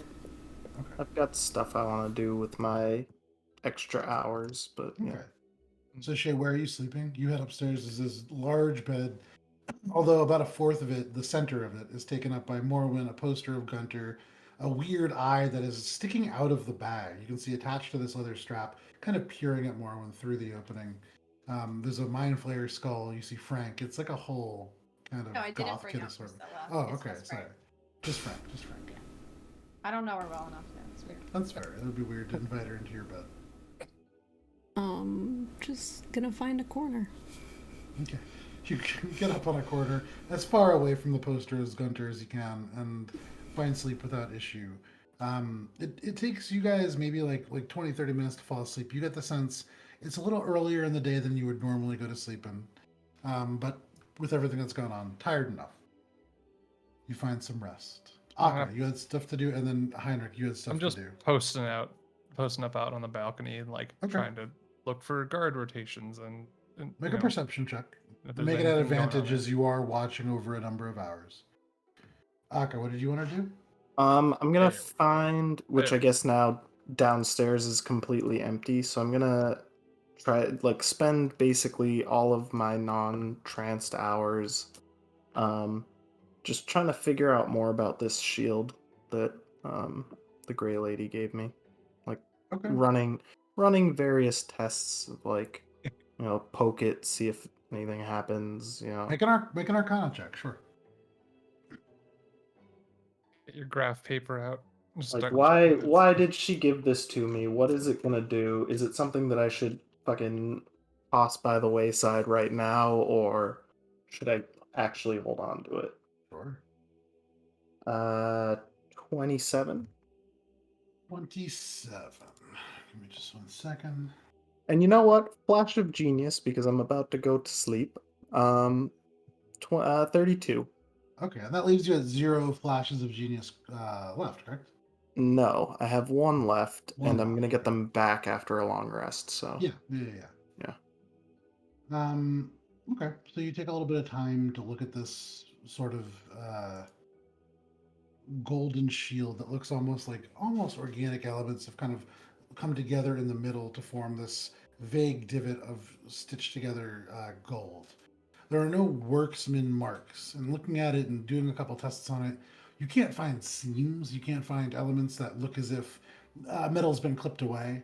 This is very well crafted to the point that it's almost impossible. This is probably a conjured item, surprisingly light, so not real gold, and kind of wrapping on it a couple times. It doesn't dent, so not soft enough to be real gold. Um, there's not a lot of things that you can discern from it. It's odd. It's almost, in many ways, in the little bits of magic that you do cast to kind of do tests on it, it almost seems like it's a little bit. I want to say like it grounds magic slightly. It seems to almost resist your attempts to peer into it.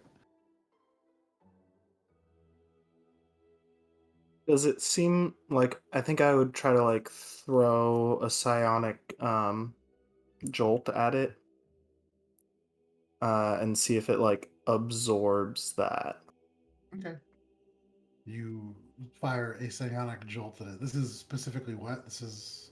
I think I would do the psionic strike. Okay. Yeah. You hit the shield, and the shield clatters loudly. Shay, Morwen, you wake up. You can hear this downstairs. Unclear as to what it is, but okay, nothing really seems to happen. I'm gonna roll back to sleep because Okay. Heinrich's down there, so it's like, I'm up there. oh, I'm on the balcony, just like looking over the. Yeah, turning, you can see Heinrich kind of like the silhouette from the lava, kind of the antlers and all that. Heinrich, can you go check that in case it's anything dangerous? What? Thank you. The. Good night. Morwen's back. Heinrich, as you return and begin to watch down beneath, you can see figures here and there. You said 21? The one thing that does catch your attention, kind of drifting up from a little bit of a side cavern. You don't see a cavern, but you can only assume because figures emerge from the wall.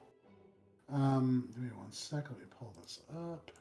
You see off to the distance a number of figures kind of marching through. Several seem to be chained together in a row. Leading them, you see a dwarf, although not a gray dwarf.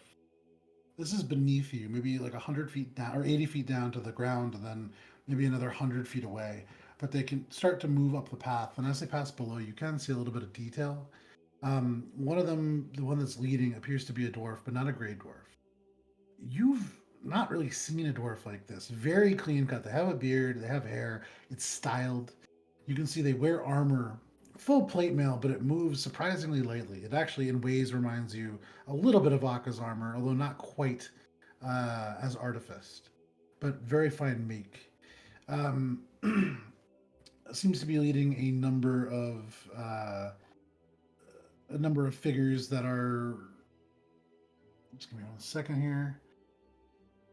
A number of figures that seem to be humanoid, a little taller. They don't seem to be dwarves necessarily. All wearing some pretty ratty clothing and being led towards the Coldforge. Make a history check. You do see this strange dwarven symbol. It doesn't reforge to like make words with your eyes of the runekeeper, but 30-20. dirty 20. You had heard mention a little ways back, and you'd actually seen elements of this design on the shop way back in Captain's Keep. There was this odd shop and gunshots ringing out at all hours of the night.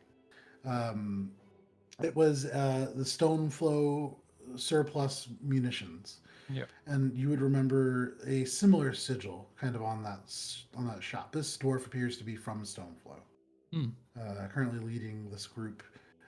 and you watch as they become smaller and smaller before blending in with the other dots that kind of move around.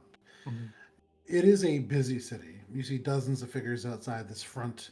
You don't see a gate. You can see where it disappears. It's almost like when you enter, you walk into a dark path that probably leads to a gated doorway within. You would imagine, having been to other castles, and there's actually a castle in Port Quinn that has a similar thing that extends over the water. Probably like murder holes that look down, so arrows could be fired at anybody passing in. Mhm. A very secure location for sure. Uh, you don't see any particular guard activity. You do see on the walls every now and then one of these huge spiders that you guys are, the steeders, kind of crawling up the vertical face of this place and disappearing into small porches or doorways. But that is what you see. Okay. Feeling less bad about the aggression the route we're taking. They're just like capturing and enslaving people. Henrik, I would say after about 8 hours, close to the end of your long rest, maybe like an hour before, you do see a small detachment begin to approach. You see 6 of these gray dwarves, all wearing armor from the army that crawls. Mhm. And they approach, and you watch as they disappear underneath, you would presume, to the tunnel that you all had seen the stone giant and the other patrol kind of waiting. Mhm. 20 minutes goes by, and you can see one at a brisk jog kind of returning to the Coldforge. Okay. Seems like we've been found out already. Not just the steeders. Nope. The lack of people who should have been there. So yeah. All right. Cool. Is everyone up yet? One by one, Akka comes to first, and out of this trance-like state, wakes up. And then Morwen, and 20 minutes later, Shay. I'm still downstairs though, right? Yeah, presumably wherever you went into your Yeah, trance. I probably would have just gone on one of the couches downstairs since I was already down there. And Sure. everyone else took the bed. Well, I know that there's a big bed up there, but also that everyone else went up there, so I'm like, Yeah. I'm gonna stay out of that cuddle puddle. All right. So morning everyone. It seems like there was a guard that just sort of went to check out the area that Gray Lady did her stuff yesterday. And I think they're reporting back of the lack of people who are present or not present. So we might need to hurry up and figure out something to do faster than I thought. Oh, okay. What'd you guys decide last night? That you and Shay would be going to try to sneak in and figure out a good way to go, but we may not have that time anymore. I'm not sure. So, what's your backup plan? Making this up as we go. You know how this goes. Ah, my specialty. Yeah. Thousands of people, Alright, so how do we get out of here? lots of slaves. Free the slaves and they'll help us, but not be super effective because they don't have armor or weapons or anything. So maybe we can bring weapons and equip people with them as we free them. Maybe. That's a thought. The other thought is that one of them is a deep singer and may be controlling them in a similar way that we've seen the Grey Lady control creatures. So freeing Controlling. them might not be a possibility, or at least as easy as you want it to be. Cool. So that leaves us backwards from my suggestions were. I mean, What were your suggestions? but I guess none. I guess we're just gonna kind of hang out up here. Time begins to pass. This doesn't seem Why is everyone looking at me? productive. Why is everyone looking at me anyways? Wait, so there's no way of convincing these guys to leave? Can't we just be like, it's a whole Be big possible. world out there. place is getting a little cramped with all these. Motivationally speak them out of their home. Yeah. Yeah. Fucking idea. What's your dream? Have you ever thought of not being next to lava all day long? What Feeling can the I cool see from the breeze of the balcony? ocean? Make a perception check. I know dwarves who have made a living out of making delicious cake. You could be one of them. 30. Hell. 30. On this balcony, anybody watching can see Shay leap up and kind of land on the edge of the fence. Shay, beneath you, just 80 feet, sheer drop. Unnerving for most, but easy for you to balance. Your gold eyes focus and seem to almost zoom in. You see a number of things. You can see this path kind of picking its way up is sort of pockmarked with jagged elements of volcanic stone that erupt out from the ground. So there is cover. In theory, you could sneak, but even as you kind of begin to think of this, you hear very distant, maybe like a horn, and then a second, and then a third. Much more activity. You see individuals, your eyes picking up single figures kind of rushing, yelling, talking. You see at the very, very base, just disappearing into this kind of tunnel, this dwarf stopped, leading a number of individuals. You can see 2 elves, a human, maybe like a half elf, and then what appears to be a tiefling. You can see elements kind of either a tiefling or somebody wearing headgear of some kind, but kind of stopped and then whisked into the structure, disappearing beyond. You suddenly see pouring over the walls, maybe 2 dozen of these steeders, armed with people who are now emerging and begin to crawl down. You can see them gathering at the front, almost like a search party beginning to form. You can look up and see along the ceiling a number of these stalagmites stalactites that drip down and come to a sort of solid point. If you still had your steeders, it would be pretty easy to pick your way through that and make your way vertically. You can see off behind the Coldforge areas where lava drips and falls down. You remember walking with the steeders through elements very similar. You could probably pick your way through that if you had the steeders on the ceiling, kind of navigating amongst the lava coming down. But you don't have the steeders. You can see, sort of looking around, I would say from this distance, that's most of what you could see. There is this ballista next to you that seems as if it's a long shot, but you could probably hit people with it. But that's what you see. What direction was the group with the tiefling and the human going? So with the 30, I would say you saw that they were going towards the Coldforge. But tracing back and kind of picking up, even at this distance, elements of footsteps as it draws closer to you, you follow it towards the seam in a wall, and you can see there is an opening. Little bits of ice kind of forming on the outside. No real idea what that is, but it's where they came from, and it appears to lead down, so probably into the Underdark. You begin to think, and you know so little about Coldstone Flow. Kind of hard to tell, but that's what you see. We may have an opportunity to sneak in once this party goes out on their search.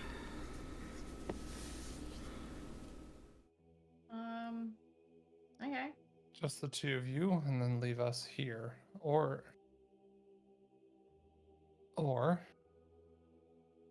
Aka's idea, in the sort of hecticness, usher us prisoners in, now having seen more than just dwarves here. Correct. How good are you thinking on your feet, lying and fibbing there, Aka? You feel pretty confident you could? Probably better than you. One of Heinrich's best skills, actually. Yeah, Well, got the yes, green lady here. as a prisoner that Yeah. Look. ones that they're looking for, though. Well, no, they don't know that. They don't know what we look like, and technically, we didn't do it. So there's that too. The other thing is, True. the reason why they're being brought here, what is it? To just be put to work at repairing the forge, sold off, whatever. We don't know these things, but Do you really care about their motive if you're going to kill exactly. them? Well, Relocate them. You keep telling yourself that. Like So, you like- relocated the other ones into the lava. yeah, Well, also exactly. remember, even though in the contract it said that people had to die, they will eventually die despite where they're put. So we're not really messing up this contract. As long as they're not immortal. As long as they're not immortal. I'm just saying. Gotta read Possibly. between the lines, like me. Sure. Good reader. That's what I saw. I think that's the easiest way to get us at least inside, and then kind of go from there. The slaves are probably held somewhere, so you would at least easily enough be able to break out of wherever that is.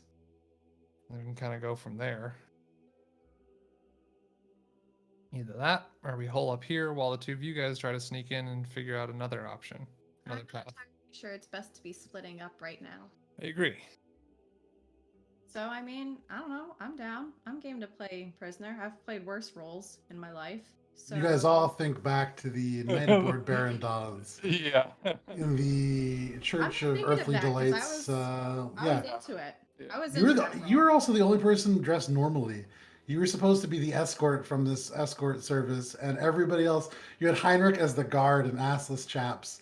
You had Yeah. everybody else in bondage gear, and then just Morwen wearing a red jacket. Yeah, but the whole thing too is I'm a tabaxi, and they were like, "That's weird enough." I Yeah. didn't also need to be dressed up. Let's be Yeah, real. it almost worked. Yeah. But yeah, Yeah. So Should we give it a that being go? said- Yeah. Wait, Aga, do you have thieves' tools? Yeah, I have whatever we need.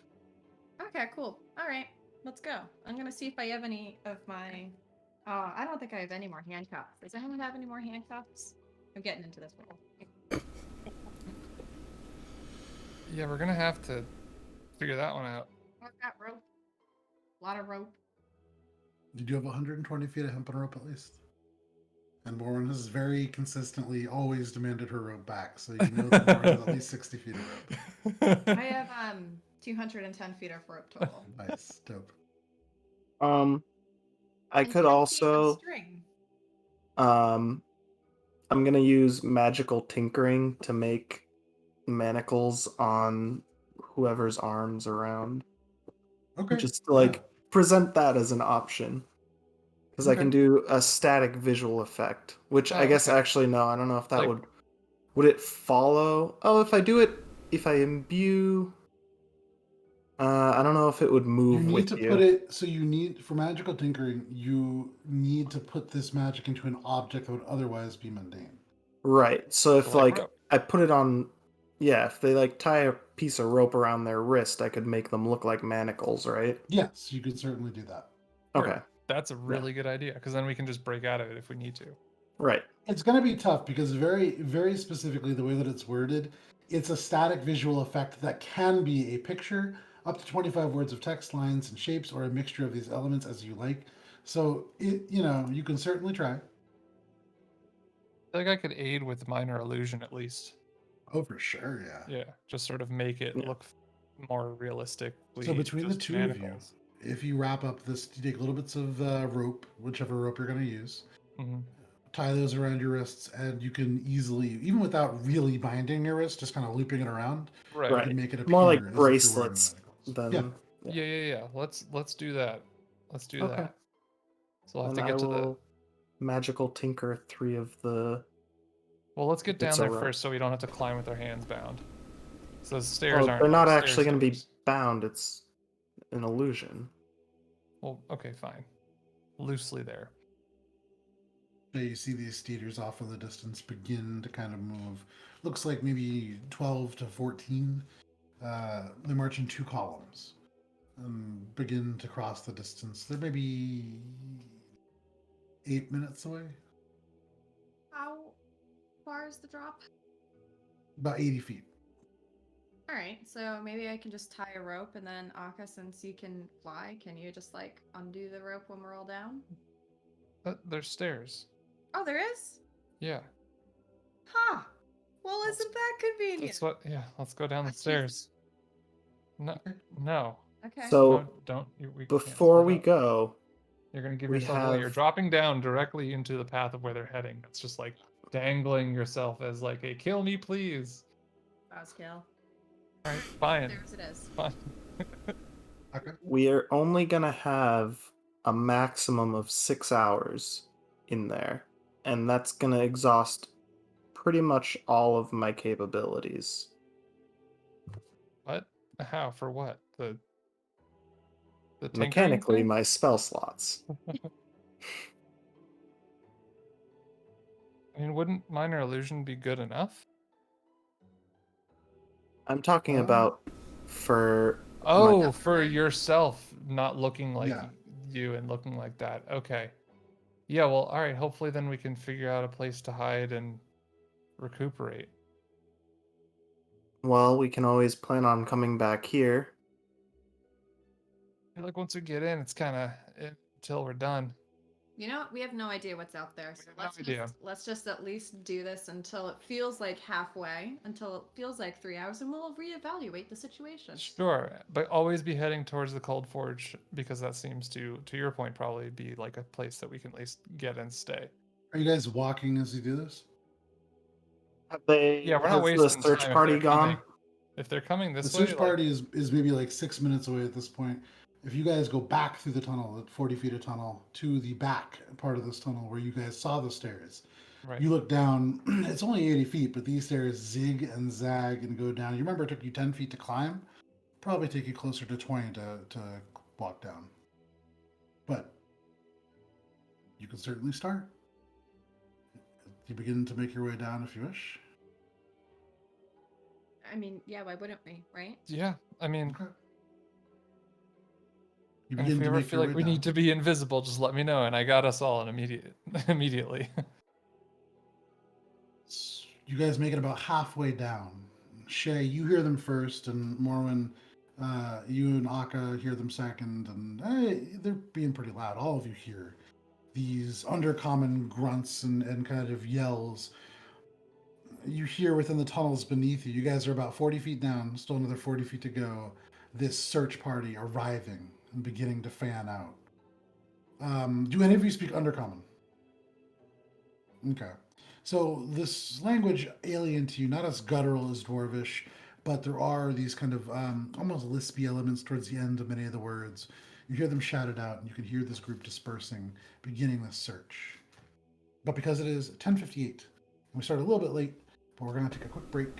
It is 10:58. There's going to be a little timer at the bottom of your screen. When that hits 0, we'll be back.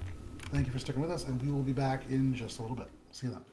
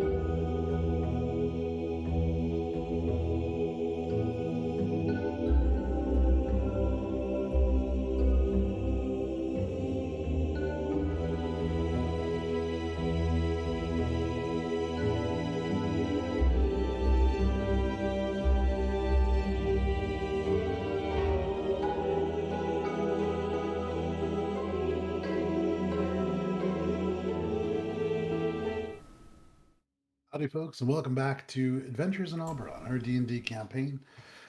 We will pick up right where we left off. Your group picking their way down a zigzagging staircase on this cavern wall. A tunnel beneath you and off to the right. You can hear at least a dozen of these Calvrachni, these duergar on the female steeders that you yourselves rode on just a little bit ago.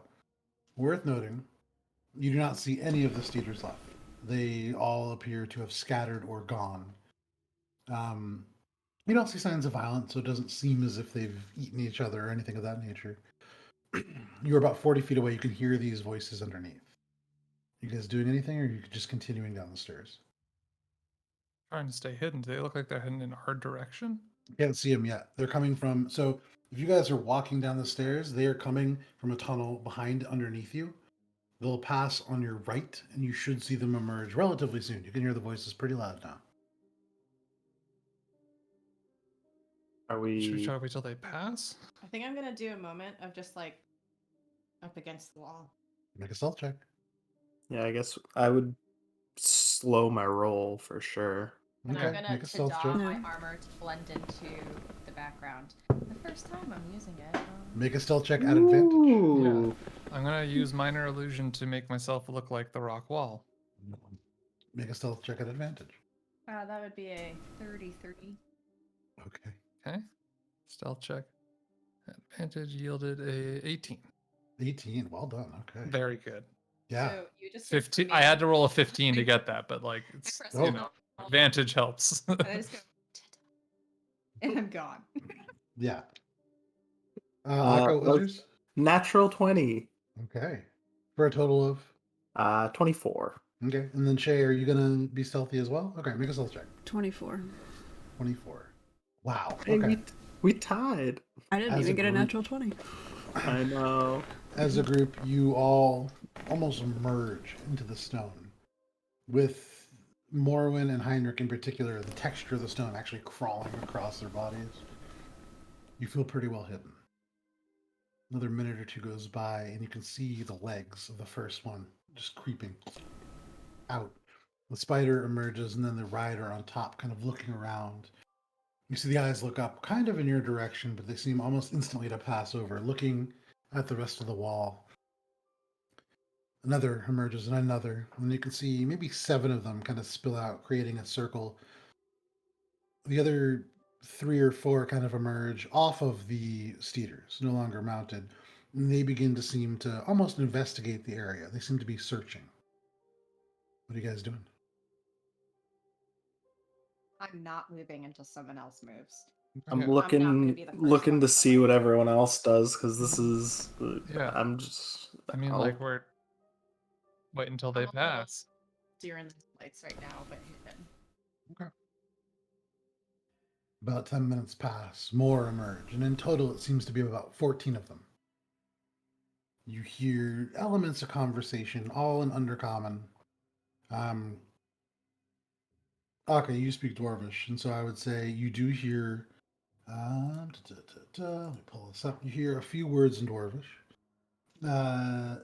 almost like a Spanglish. It's a few words of Dwarvish just kind of drift in.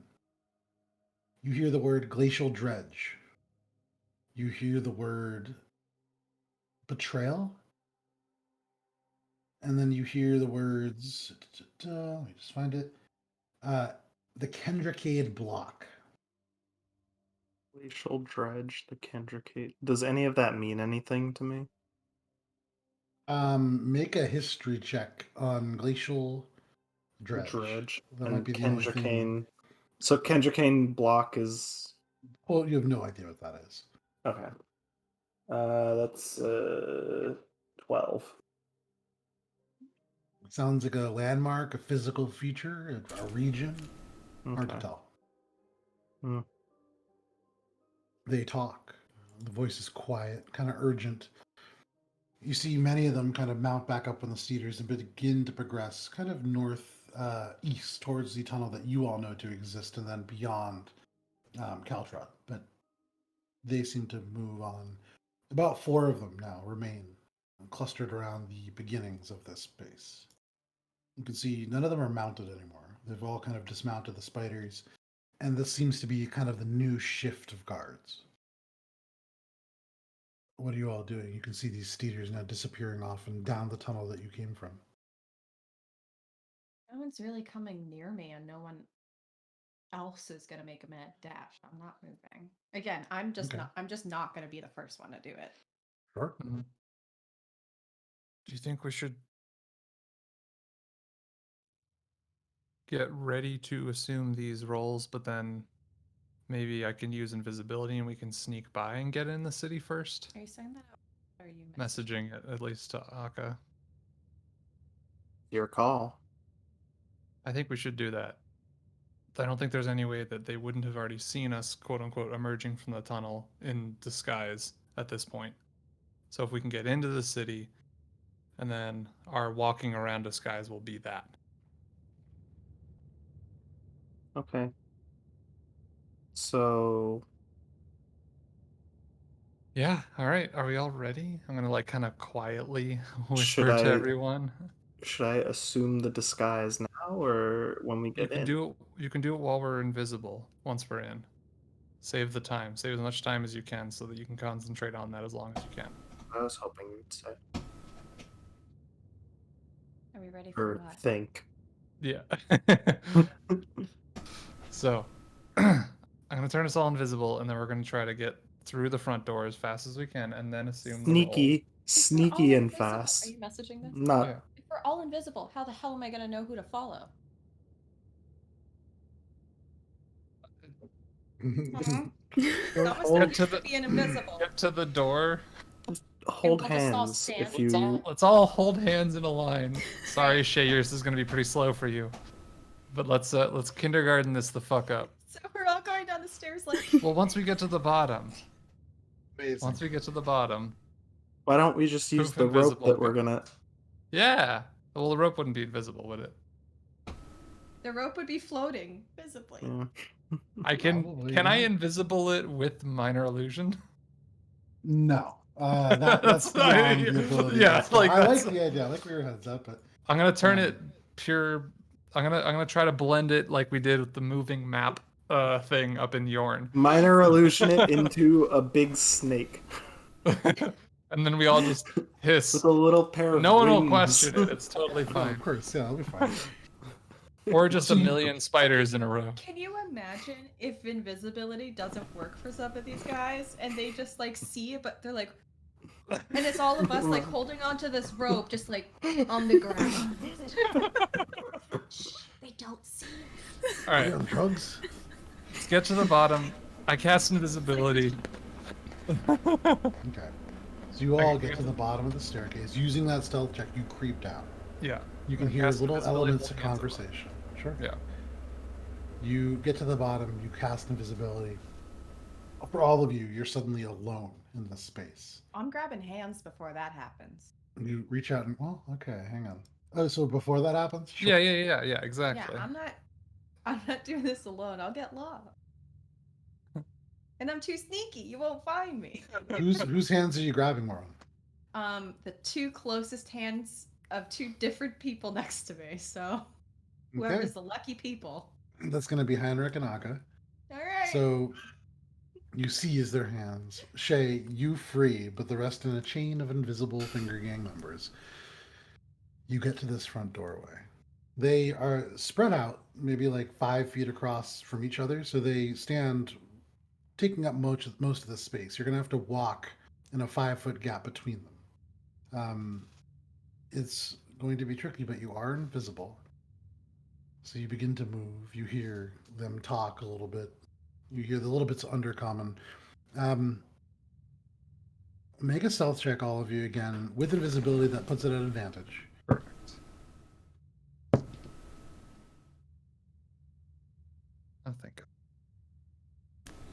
Heinrich coming up clutch with these Dude, stealth checks. it's fucking dude. It's the advantage. It's a 17, but still. Okay, that's still good. That's good. Yeah. That's good. The dirty Lucky 20. nine. Dirty 20 my also. God. Oh, okay. Hey, we tied We again. did. Weird. Morwen, as you're walking, You can feel Heinrich kind of like shifting around and every now and then getting ready to bump into things. You can't see him, but your natural stealthy abilities, you can feel the sort of weird missteps that Heinrich makes, and you try to adjust him a little bit. Um, but you Sneak all like manage this. to go pretty quietly. There is a point where Heinrich, you step on like a little element, maybe like a pebble or something of that nature, and it kind of crunches under your boot. The nearest Kalvraki, the steeder itself, you see it has blinders on, so it cannot see to the sides, but the little sort of fangs kind of turns. The Kalvraki on it just sort of smacks the side of its head, and the thing turns back and looks forwards. You all creep through, unseen as far as you could tell.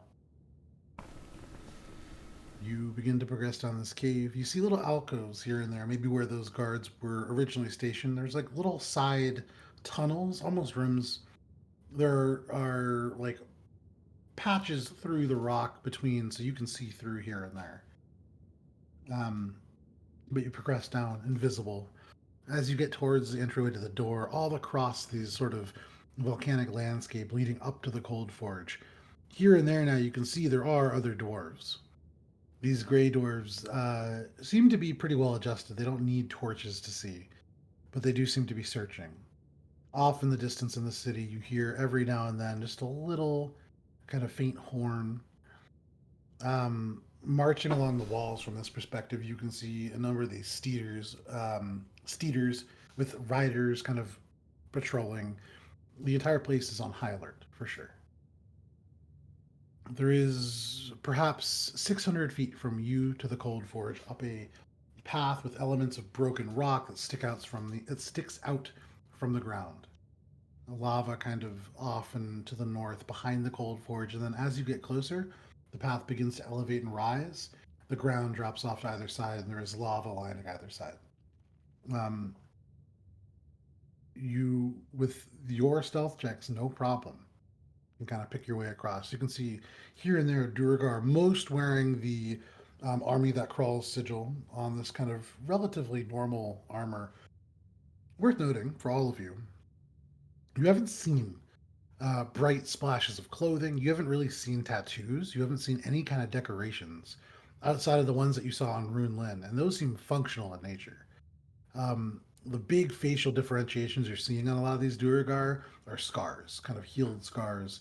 Um, but this is a very, uh, how would you say, bare bones kind of like this is a utilitarian people. Yeah. I think I would try to like analyze as much as possible sort of their mannerisms and stuff, getting ready to, Make an insight check, sure, yeah. like Yeah, because this kind of, invisibility only lasts an hour, which can only get us so far, and then we'll have to. yeah. Insight, that's a 21. 21, you hear the words that they're saying. You don't understand them. You hear one just kind of below this female duergar, no hair.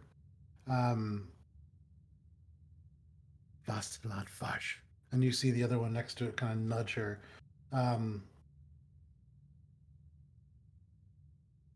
Helio Cross Tent. Tent Cross. And you can see they just kind of split all of a sudden, kind of go off. One begins to progress off to the east, one to the west. You don't understand what they're saying. You can hear the tones are pretty clipped, and that seems to be an element of the language. There is almost this lispiness to the end of a lot of the words. Though you may not be able to speak the words, you could try your best to emulate them for sure. One of the things that you do notice that is relatively universal across them, um, there is this kind of way that they walk, where the head is kind of hunched forwards, pushed in front of the shoulders almost. You'd imagine within the tight quarters in the Underdark, you kind of begin to walk in a hunched way. And it seems as if that's relatively universal. Okay. That is what you see. You progress little bit by little bit, hiding behind elements of stone. How long does the visibility last, Heinrich? An hour. Okay. No problem. Within like 20 minutes, even going slowly and stealthily, passing elements of the army that crawls, there's a point where you're walking up right where the path begins to elevate. It gets much more narrow. And as you get to the base of that, there's a point where one of the steeders, two steeders and two riders kind of are passing. They come within 5-6 feet of you. Shay, again, you can kind of see one react as if it smells something, but driven onward as they pass you. With 30 minutes left, you're left with a relatively unobstructed pathway that twists about 65 feet up and then to a dark opening. You can see there are quite a number of people outside of this opening. This is like a main entryway, and at the moment there is perhaps 30 duergar there. There is two that you can see with different attire. They seem to be slightly fancier, perhaps leaders of these groups here. You can see one wearing that kind of pale gray robe with the red. And in the way that they move about and seeing the kind of satchel that they carry, you can see attached to their waist a potion of healing, probably a healer of some kind. Those all kind of gathered around what is a 15-foot wide entryway to this tunnel. For those of you with dark vision, just at the back you can see really low burning, maybe candles or torches, but huge kind of portcullis that would open up and allow you entryway into the Coldforge. At the moment, that doorway is closed. There are pathways that lead off to either way, and thinking about this as a sword, that might be the hilt as you progress out either way. There are duergar coming and going from the left side. The right side is a little bit quieter. You see one or two there. What would you like to do? My thought is go the quieter way. Find another way in besides this main entrance. If no one's immediately around, I'd suggest that out loud so that we all know. Well, we're all holding hands. Yeah, you're leading All right. by the so, hand, All Morwen. right, so I'm leading away from the And main door. technically, Shay with her passive perception can follow you, Heinrich, as you guys are walking. So, without holding onto your hand, she can actually hear you guys. Okay. Actually, no, she can hear all of you except for Morwen. So you Who and is- Naka. Yeah.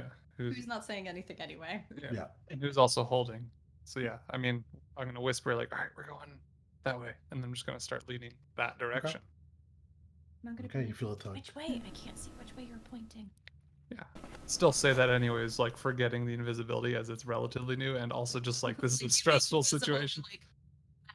Yeah. Like, which way? Lauren, you feel your hand kind of pulled as Heinrich begins to walk. A little bit to the right. You or assume it whatever, yeah. that way.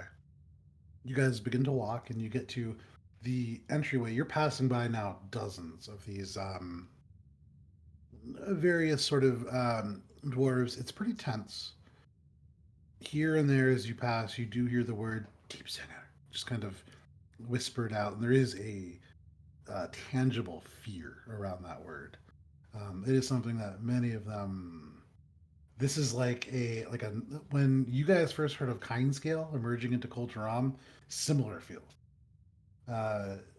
This is a creature that is terrifying to these dwarves. But you reach the entrance to this kind of it's tall. Originally designed probably by the dwarves of Kol Arista. There's an archway, and you can see elements where this kind of wrapping around would almost be like the outline of like a shield. There are like bolted elements into the top part of the wall. There is a design element to it, although kind of worn with time. But there are places that open up, and there is, Heinrich, for you, sort of like a series of signs on the right-hand side of the wall. Kind of wood, stone slats that have ink that say some things and then some numbers, and as they shift and rearrange, you do see one that sticks out very much to you because it says the Rage Room. Pointing in the direction that you guys would be walking, there is a number which I would say the distances don't actually translate based on how they would measure, but roughly you can get the sense that it's maybe like 10 minutes down this hallway. There are a couple of other things mentioned on there. There is, you don't see any mention of the Kendrickade block, but you do see mention of, give me one second here, Picker's Exchange, which is much closer. probably no more than 5 minutes away. And then the third sign that kind of is the furthest points beyond. It's just called Points Beyond. Yep. Okay. It rearranges for you, Heinrich, but this is in Dwarvish, not in Undercommon. Right. And Akka, you'd be able to read that as well. Shay, maybe 1 or 2 words there. Which way is towards the? So we're in the hilt part of it. We You'd need to imagine. get down through the blade. Which part was the most like central towards the blade? Probably the main gate that we didn't go through. Right. But if we were to traverse from here, it probably connects to it, right? Yeah, Probably the and- market. main I'm gate. guessing the market out of all of those options would be, because I know that the rage room is like off to the like that's its own end of area. It feels like, right? Especially based on the way it was pointing. So if this mimics the Everbright band above, this is probably a large circle, not as large as the one above. You would probably pass the Pickers Exchange, and then past that a little ways would be the Rage Room, and then past that points beyond, which you might be able to assume the deeper elements of the Coldforge. I guess, yeah, just sort of like start Is wrapping it our a way Tuesday? around then. Is it Tuesday? You don't necessarily know, but you know that when you arrived, make an intelligence check. 19. It's somewhere between Thursday and Saturday. It's Thursday, Friday, or Saturday. You're kind of not sure. You slept at a weird time. You weren't quite tired, but you went to sleep. You did your trance. Tough to tell. But definitely not Tuesday. Okay. Guys, it's not Tuesday. You hear. If that's from the thing that invisible- gets us caught too. It's like, hey, who's yeah, Yeah, right. So from where we are, Thursday. so from where we are, does it look like the path would, like you said, wrap around if we were to head towards and therefore is there a path from this wrap around towards the middle to go down? Assuming You need to that's- progress further to check, but Yeah. it very well could Yeah, be. I mean, we'll head towards the market anyways, because like most likely the least military action going on in a market. Okay. You begin to walk down this Ooh, hallway. When it Okay. gets close to, when it gets about 45 minutes, because like Okay. as I'm concentrating, I can feel the waning Yep. of the spell. Yep. When it gets close to that, I'm gonna start looking for like places to hide so that we can set this up. Okay, make a perception check. As you walk about 10 minutes further, you get to that 45-minute mark and you can hear noises. You are passing duergar. No longer just army that crawls. They're here and there wearing similar to what you'd seen up in Leper's Leap. Very kind of regular looking clothing. Many wear sandals. Many wear work gloves or various elements to protect their hands while doing, it looks like labor. Kind of hard to tell at a glance. But here and there they pass. Given your previous stealth check, no problem. You're invisible. You kind of sink to the right side of the wall. There are columns that rise up and support the structure. It's like an arched, kind of going through a point ceiling. And as you kind of duck in, people do pass. So yeah, it's 14 for looking for hiding spots. Okay. With the 14, you get very close to this market. And there's actually an element where you see it suddenly open up to your right side, and you see it's like a number of very narrow wooden stalls. Give me 1 second here. Da, da, da. Give me 1 second. You can hear, like a number of kind of voices that are going on, kind of grunts, and it is this kind of, you can hear it really loud now. Give me 1 second. Okay. So, looking around, it's hard to tell. You're kind of pulled in different directions. You have to look and kind of be vigilant for these creatures that are coming very close to you at times. You're not seeing anybody walk away with like fancy attire or anything. People are walking away with what looks like bundles of maybe food. There are elements of crafting things that are being kind of brought out or brought in. Um, Very much, again, utilitarian. There's no fancy kind of labels in these stalls, but looking in, these wooden stalls are set up to be at an angle, and you can see what is in each one of them very clearly. It seems to be a relatively mundane marketplace. And looking in, there's maybe a dozen or so duergar that you see at the moment in this space.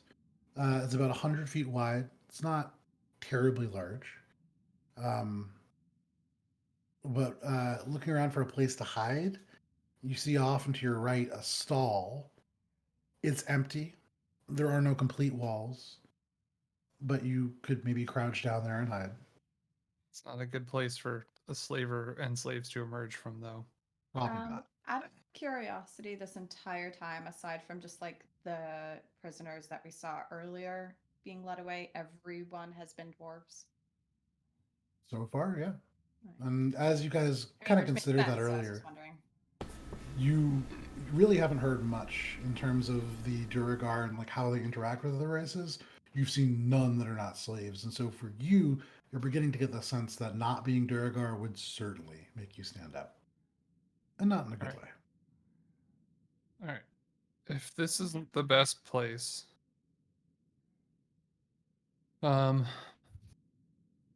how much longer would we be able to go? And like, is there an alleyway that we can just duck down so I can basically safely recast this and we can get a little further in? You can see past the marketplace, and you're about 50 minutes in.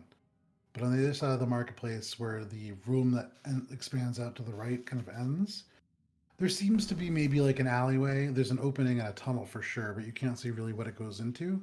It seems to be more of a door than an alley, but you could probably find a little bit more shelter there. And then on the opposite side of the wall, there is like an area inset only about 10 feet deep, and there's like a number of benches and tables. There is a single duergar there, a little older, seems to be eating. Um, it's like a food court, except there's nowhere to buy food. You probably just eat there. Okay. I guess maybe lead. So out of all of these options, the the safest place to like recast invisibility and just keep going further in. Okay, so you walk past this marketplace. Mm-hmm. You get pretty much all the way across. You get to this doorway, and Heinrich, you've probably about 5 minutes left on the spell. Mm-hmm. You come to the door, and standing in this doorway, kind of bored looking, there is a duergar, army that crawls, just kind of posted up. Not as if he's guarding it necessarily. He's kind of leaning on the wall. You could see in his hand, he's just kind of holding something, and just seems to be every now and then just kind of snacking on whatever it is. You can hear it crunch in his mouth. I thought you were gonna say something in his hand. He's just on a smoke break. Yeah, Just like keeping a cig. yeah. It's like, oh He's man. eating bugs. Okay. You can see down this kind of hallway. It elevates up 3 steps and then kind of flattens out. You see a leftward path and then a straight path that leads to what looks like a dead end, although fenced off. The fence could probably be opened. More alleyway beyond. Um, you just need to get by this dwarf, and it's a narrow hallway. It's maybe like 4 feet, 5 feet wide. Okay. I'm gonna throw my voice with thaumaturgy using the instantaneous sound up to 30 feet away Okay. of like a loud, angry grunt around one of the corners, basically. Okay. Make a performance check. Perfect. 15. 15. Okay, so you just hear this kind of off on the side, very Frankenstein in nature. The duergar, you can see, is about to eat something kind of death. Puts it back in this little pouch, puts it on his belt, kind of pulls out this, it's like a javelin. You've seen some of them before, and just heads off in the direction of that Cool.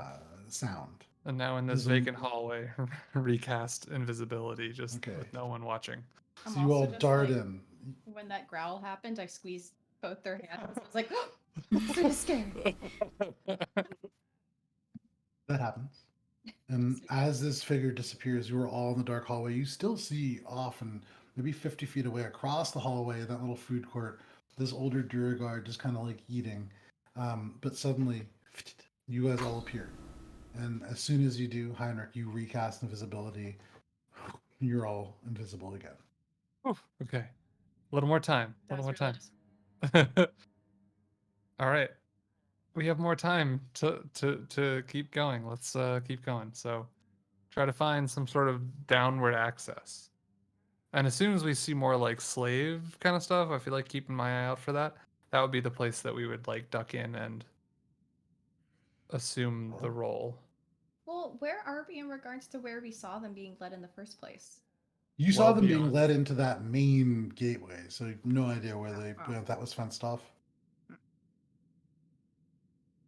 Are there any like inward paths towards that direction? That food court looking area is vaguely in the direction of the center. Going on past, you haven't seen anything that leads inwards. Kind of similar to the Everbright band, there wasn't a lot that headed inwards until you got to the avenues that brought you to the Granite Overwatch. You haven't seen any inward going paths. You didn't get an answer that there was another way through to the Coldforge, so you'd imagine there is only one path towards the back of this ring. It's designed to be defended. Mm. You, if you want, you can continue walking and kind of make a perception check as you go. Yeah. Or Okay. if anyone else can, like I'll like guess where people are and message. I'm gonna like Sure. squeeze Morwen's hand and be like, look for paths inwards using message. Okay, more you just hear this in your mind. All right, and I'm gonna message it back. Be like, look for paths inwards. Pass it on. Oh, sorry. I forgot I can't do it to anyone. It's just you. Yeah. So just All right. We're alone, right? As far as you can tell. All right. And I'm just gonna whisper. I don't know where he is, but I'm just gonna be like, it's just like probably speaking into like his eye. I'm just like, look for. Wait, what's Warren, it again? roll a 20-sided dice. look for paths inwards. Okay, look for paths inwards. Pass it on. 9. 9. Aka, you kind of are sitting there. You can feel Morwen's hand tense, and then suddenly it's as if she socks you in the jaw. Morwen, you as you lean in, just headbutt Aka a little bit in the chin. Not hard enough to do any damage. It's just unpleasant. But you whisper this. I feel like then Shay would obviously hear that too. Yeah, probably. Okay. And long and more briskly, with time not on our side, around we go until you can find a path in that isn't that main entrance. I'll keep an eye out for it. Yeah, we're all on the lookout then. Everybody make a perception check, and everybody. Okay, actually, first, roll a stealth check. Okay. Is it still at advantage? It is. You are invisible. Hell yeah. Nice. 18. Yeah. Same as before. Dirty 20. Damn. Consistency tonight. Yeah, I keep getting like 15s and 16s for days. Yeah. I've gotten I got like one Mostly- 7, I think. mostly 19s, a 2, Okay. and then like 11s. 22 for stealth. Okay. Wow. Great rolls. Dude, I over know. I mean, advantage helps a lot. there. Yeah. Slightly less Yeah. stealthy than previously. That But did go from a you 6 do make your to a way. Yeah. You dirty do 20. make your way slowly down this hallway.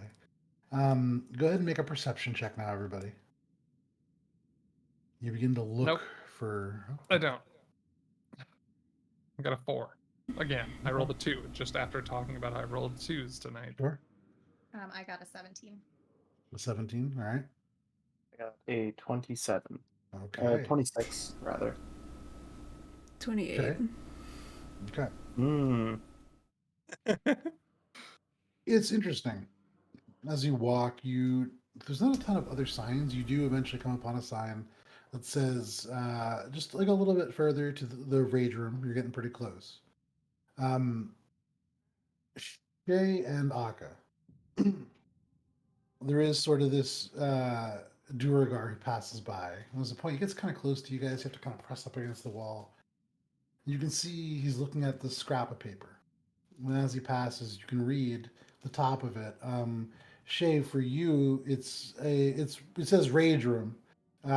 It's spelled weird and it's a dwarvish word, but you know that it means rage room. It's a pretty easy translation.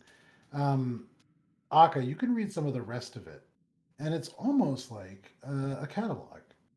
You can read on the top for both of you that this is the Kendrickade block inventory.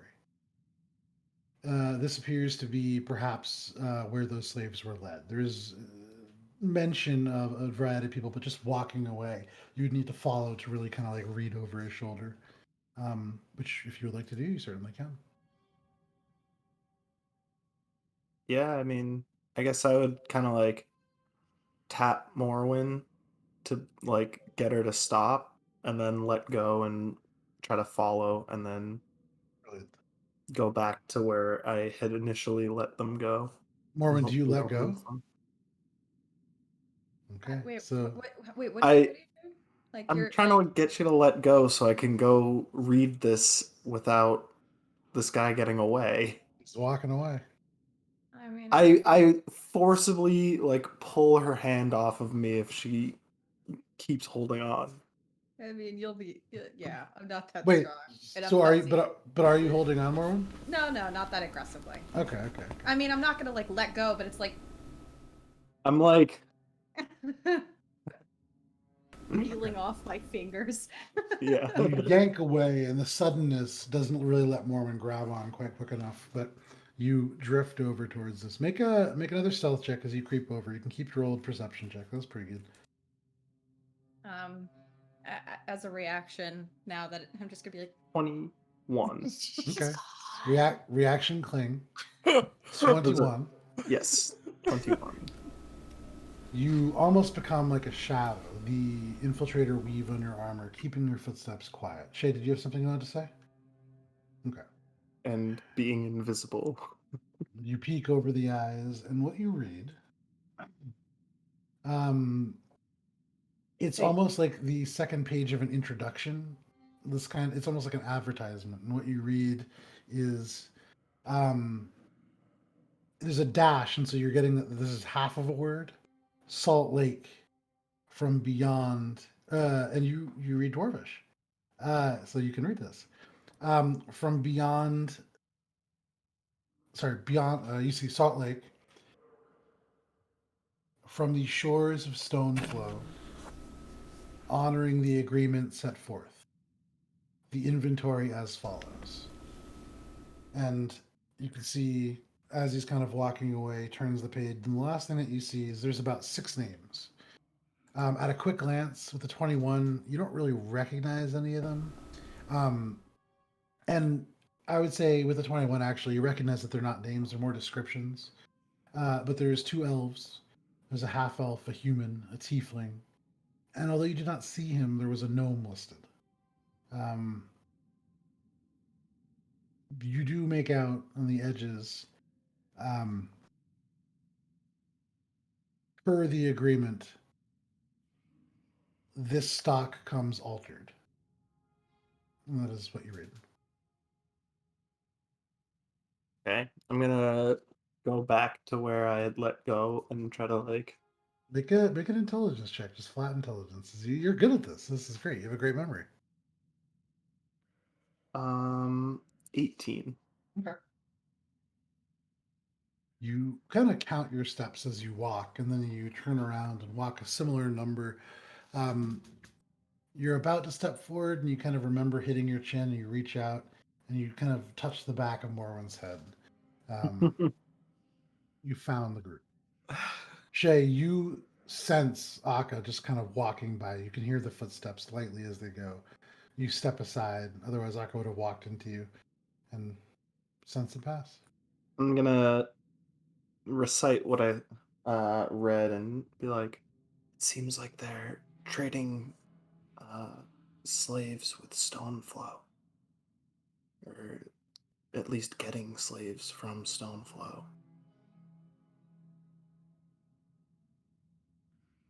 And they're altered, but no one sees the air quotes. So they're You hear actually them. air quotes. Yeah.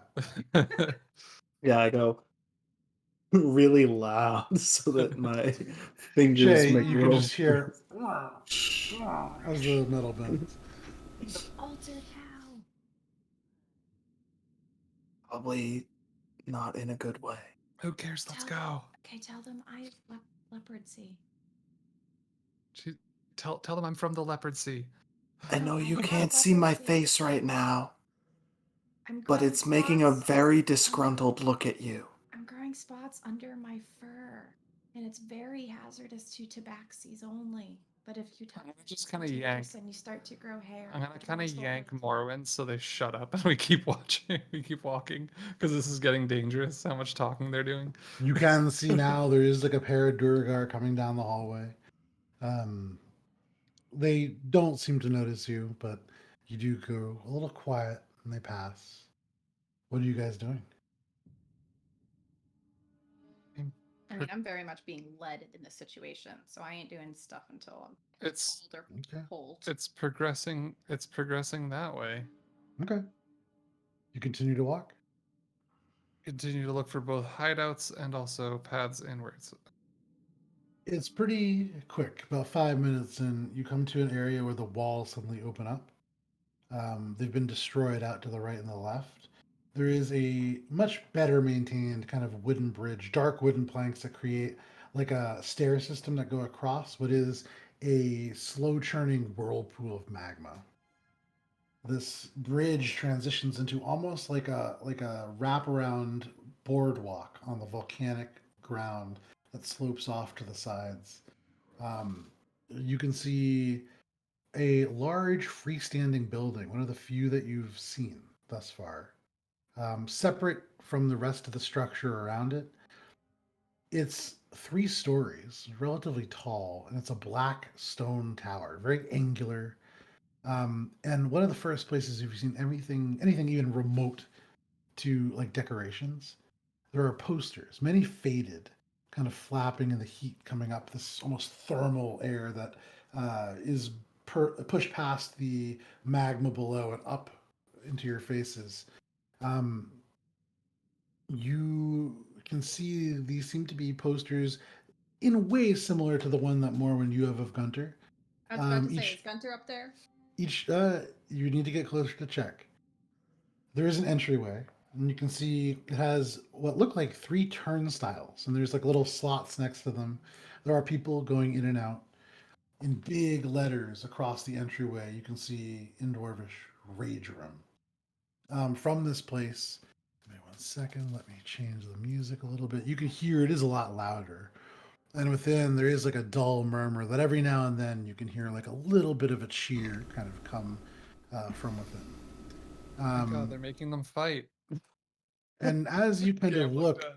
and as you get a little closer, you can see there are dozens of posters of various what look like warriors, some with names, some with titles, almost all duergar. You do, I mean, if you guys would like to make a perception check, you can kind of pick closer through Morwen to your point. I mean, I'm If anybody definitely. would like to. I mean, I'm not going to pull the group closer to look, but I'm going to from where we are. Yeah. Sure. Yeah, yeah. Yeah, I think I'd be looking, try to figure out where we are. Ooh, Yeah, make a look. For me, it's 17. Okay. at a 26. 17 and 26. With a 17 and a 26, you get a little closer, and there are a lot of dwarves here kind of coming to and from. Most of them cluster around the turnstiles. You can see some pointing to the posters. You guys go towards the right, kind of around the back. There are no entrances here, much fewer people. Here and there, you can see there are like little seats. But you begin to kind of glance at these posters. Whoops, not what I wanted to do. Press the wrong button. My apologies. I'm looking for. Dun, dun, dun. One of the problems with that big update for Windows is it threw off all of my preset sounds. So I have to quickly kind of look through and find the right music that I want here. I don't see it, so we're just gonna go with some rock music because that's dope. And actually not relatively unsuited for this particular section. Beyond, even as you draw close, you can hear the roar of a crowd as they go wild for something. You can hear a voice louder than the others, maybe amplified by magic, kind of carried beyond. But as you look into this space, you do see three posters, I would say, that you can kind of recognize or make out little elements of. Aka, you have more success than others because you can kind of read Dwarvish. Most of this isn't undercommon, but here and there you do read. You see a poster, and the most common of all these posters, Heinrich, I think, stands out to you the most. You can see this uh, massive arms on this dwarf holding this great axe, two hands. The edge of it is just razor sharp, just straight. Comes down to a point. You can see the armor depicted covered in barbs and spikes, and the name on that Aka is Ortiz the Feller. Um, Underneath, you can see a little stamp, and it is champion. You see kind of scribbled out the numbers for 9, 10, 11. It appears as if he is on a 12 fight winning streak. Uh, I would say Aka with a 26. You also see posters. You see one poster that's not a duergar, the only one that you can really find. It's a drow. You can see the dark skin depicted, even with this kind of chalk or maybe charcoal that everything has been drawn in, depicted with these the hair kind of coming down at the back and then up and spilling into like pigtails almost. You can see there's this high collar that hides the bottom of these dark elven ears. The name is Callista Battlejoy Verir. Nothing else really written about her, but you can see depicted with a smile. More Duergar kind of pass. What are you guys doing?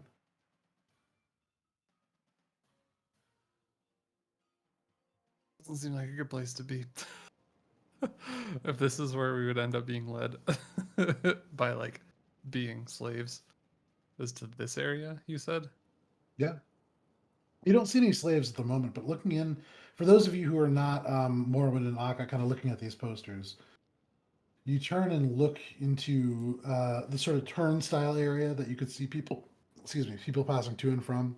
As they pass to and from, you see they take one of those little copper tokens and stick it in and then push through these little turnstiles, spinning as they pass. Almost like an admission. Peering through, you don't see any non-Duergar right off the bat. There's like a little courtyard beyond the turnstiles. Um, you see on the left-hand side like a long wooden stall. It appears to be almost like they seem to be serving drinks. Off to the right, there is a number of other little stalls that seem to be a little bit busier. There's counters, and you see people coming in and putting money down and leaving with these weird colored tokens. You see a number of Duergar that are in a very similar uniform to each other, dark red cloaks across dark half plate armor. There's no iconography, there's no army that crawls. You see maybe 4, 5, 6 of them, kind of hard to tell. As people pass in, a handful of them do take out weapons and put them in these crates. It seems as if weapons not allowed here. Through that courtyard, maybe 50 feet across, you can see a barred set of double doors, and you hear cheering from beyond. Okay. Now, behind the other direction, does the avenue that we're on that leads to this also lead back towards like a main entrance or something?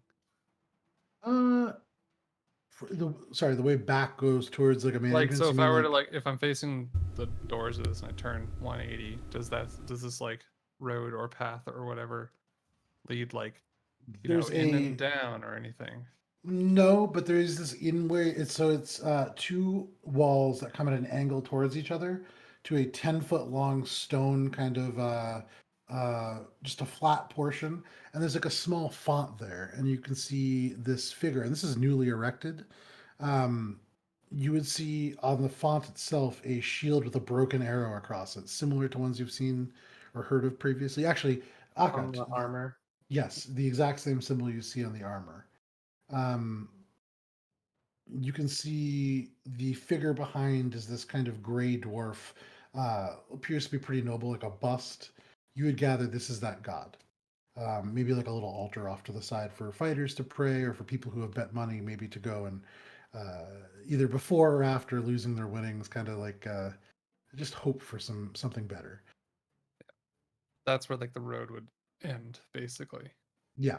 Okay. No, so that's across from the rage room. The road continues, and here you would see a sign that does say, as it rearranges for you, Coldforge, and you would see signs that say Kincaid Block, kind of going further around. Coldforge. Perfect. That's where I want to lead us. Intricate. And so you bypass the rage room. You want to walk past. This is very busy, and so you're going to be navigating through a crowd. That doesn't seem like a good idea. Like Be easier. Say again, Aka? It might be easier because if we get bumped into them or anything, like we can just keep moving and we're Yeah. invisible.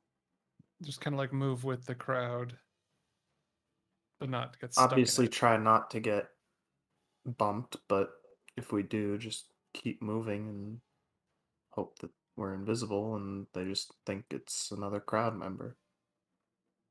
If that even happens, yeah, that's a good idea. And then heading Coldforge. That's goal. That's the goal. Yeah. You all begin to move, navigating through these individual figures. How about we have everybody make another stealth check? This is at advantage. Worth noting, Heinrich, you're about 20 minutes into this invisibility, so you Okay. still got a good amount of time. Got a 16 on that one. Okay. Keep getting lucky with these advantage rolls. It went from an 8 to a 21. Nice. 28 for me. Okay. 30-20. 30-20. Damn, guys. This is the best series of stealth checks I think that I've seen. Invisibility. Imagine It's Yeah. invisibility. this with Gunter. Oh, No. impossible. Yeah. Gunter would be like, gambling? I'm in. And just like Hot grab a return bunch, style. just grab a bunch of soot, rub it on him. I'm a duergar now, and then just jump in. Yeah, pretty much. Yeah, it would be very interesting. The Hill Dwarfs have a very interesting history with the Grey Dwarfs, but neither here nor there. You all begin to navigate through this crowd very cautiously, kind of moving to and from. You peek through. Here and there, Heinrich, you do bump into people, but as you kind of hoped, and I would say there's a point actually where you do bump into somebody and they turn and face directly into you. You see this confused look. As they turn, you can see somebody turn. They mention something. You would gather asking what they're looking at. Morwen with the 28, you kind of lean over. You see another guy, and you just kind of kick him right in the toe. He's not paying attention. He turns, and you can see they begin to argue, and you guys make your way off into the crowd. Without too much trouble, you make your way across the space 20, 30, 40, 50 feet until the crowd begins to die down, and you find your navigation much easier. However, coming down this hallway at this point, you see a figure. A lot of these dwarves kind of drawing back because she rides a massive spider. This thing, dark and not a steeder. A little longer, a little wider. The legs much thicker, and bristles of hair kind of coming off. Is You that can the other see twin? riding across it, riding on top of this creature. Somebody who looks similar to Yuglong the Dominator. The face kind of mashed in, a grisly scar going from the left ear all the way down to the nose, as if the face was almost split open by an axe. Um, so very ugly looking. You can see she has two hand axes behind her as she rides this creature, and the duergar give her a wide berth. Any that get kind of close, this spider kind of bolts out, and you can see elements of this greenish viscous liquid splashes, and where it hits the floor, kind of burns little pits in, corrosive. But you see she approaches. She draws within 20 feet, kind of coming through. This spider's spanning most of the hallway. Are you guys doing anything? Getting out of the way. Okay, you back up into the crowd, or you can go left towards that font, or right more into the crowd. You're right at where the hallway transitions. Wherever the most space would be, I guess. Okay. Least amount of people. You duck off to the side to where this font is. There's nobody there at the moment. As she passes, kind of scanning the crowd. There's a moment. She doesn't really look at any of you. The eyes pass over pretty quickly. But as she walks, this spider does hesitate for a second. And you can see these little feelers kind of move. But it walks past. At the moment, you can see this hallway opening up beyond. And Heinrich, you begin to lead the group further. All right. You guys got really lucky. As you continue to walk, you begin to approach this different kind of architecture. Everything becomes a little bit cleaner, a little bit more polished. And as you walk just a little bit further, you come to a place where the right side wall, the kind of outer wall, begins to kind of close inwards. And Heinrich, you come to an area where the wall in front of you looms up, and to the left, there is a large door. Worth noting, as you've been walking this distance, there's been fewer and fewer duergar. And those that you do see bear the emblem of the army that crawls. This door facing inwards in the direction that you would imagine the entry to the Coldforge might be. There is a complex door. And you can see the entire exterior of it seems to be a twisting series of like levers and rods that all connect to different gears. It's a complex mechanism to move. However, it seems to be designed to lock from this side. It should be relatively easy to open. There is a padlock, although not overly complex. Pretty easy for most of you. At the moment, there doesn't appear to be guards. But if everybody wants to make a perception check as you approach this door. Hey, 17. Nice. 20. Wow. Very nice. 18. Okay. 27. All of you. Damn. You guys all get to this door and you stop. And almost as one, though none of you can see each other, you all look down. And on the ground in front of this, you can see arcane writing, very strange looking. There are elements of conjuration to it, Heinrich, as you presumably cast detect magic, as you can just do it for fun. Hold on. Mm. Do I need to concentrate on it? It's I important. don't believe so. I think Because I believe you can cast it is. it at It will. is concentration. Ah, okay. So I don't cannot cast do that. You see arcane glyphs that kind of just stretch along this door structure. They do go into the stone itself, and you can see elements before it disappears into the brickwork. It's complicated and it's long, whatever the spell is. And so Heinrich and Akka, you especially would imagine powerful. But hard to discern what exactly it is without maybe some other kind of investigation. So The it's door not like a kind of magic that looks familiar? Like none of the symbols or anything? Make an Arcana check. 21? 21. You can see elements that would indicate something of a planar nature, but given where you are, not surprising. You see elements of fire kind of listed in here. And you get the sense that this is designed to summon guards, although not guards like the duergar. This is probably left over from when the dwarves lived here, and this Fire gas? possibly. That does come to mind. But looking around, you don't see any signs of explosions or things that would hint at that, but perhaps something similar, something pulled from the plane of fire.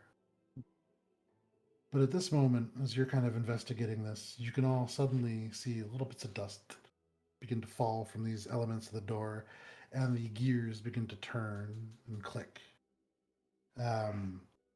As the door opens and begins to slowly creak out, it's a big, heavy door.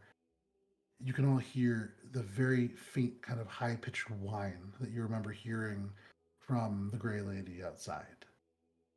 Just the edges of it. You hear a loud voice beyond as the door swings open, exasperated. But because it is 12:08, a little late, this is where we're going to end for this evening. So, you guys didn't die? Well, we're deep in it now. Yeah. Yeah. Oh, it's so tempting to go on just a little further, but this is a good place to leave off. I will say you also do smell the faintest smell of that kind of coffee-like aroma, um, and you get a good sense as to who might be beyond that door. But Well, yeah. because it is 12:08, this is where we're going to end for the evening. So thank you guys very much for hanging out for Adventures in Alberon, session 81. We'll be back. Is everybody back next week? So, Okay. yeah. We'll be back next week for session 82, and we'll see what becomes of this particular happening. The timing and it was a good job, a good idea to hide the bodies, but with no real alternative. That's a very concerning circumstance for a highly secure location. So it was a good attempt. There's a lot of interesting things that you guys are trying to do, and I appreciate that. We'll be back next week. But until then, please stay safe out there. If it is nice where you live, enjoy the weather. I know in Boston it's getting a little bit nicer. We'll see you Woo. next week. Take care. Bye.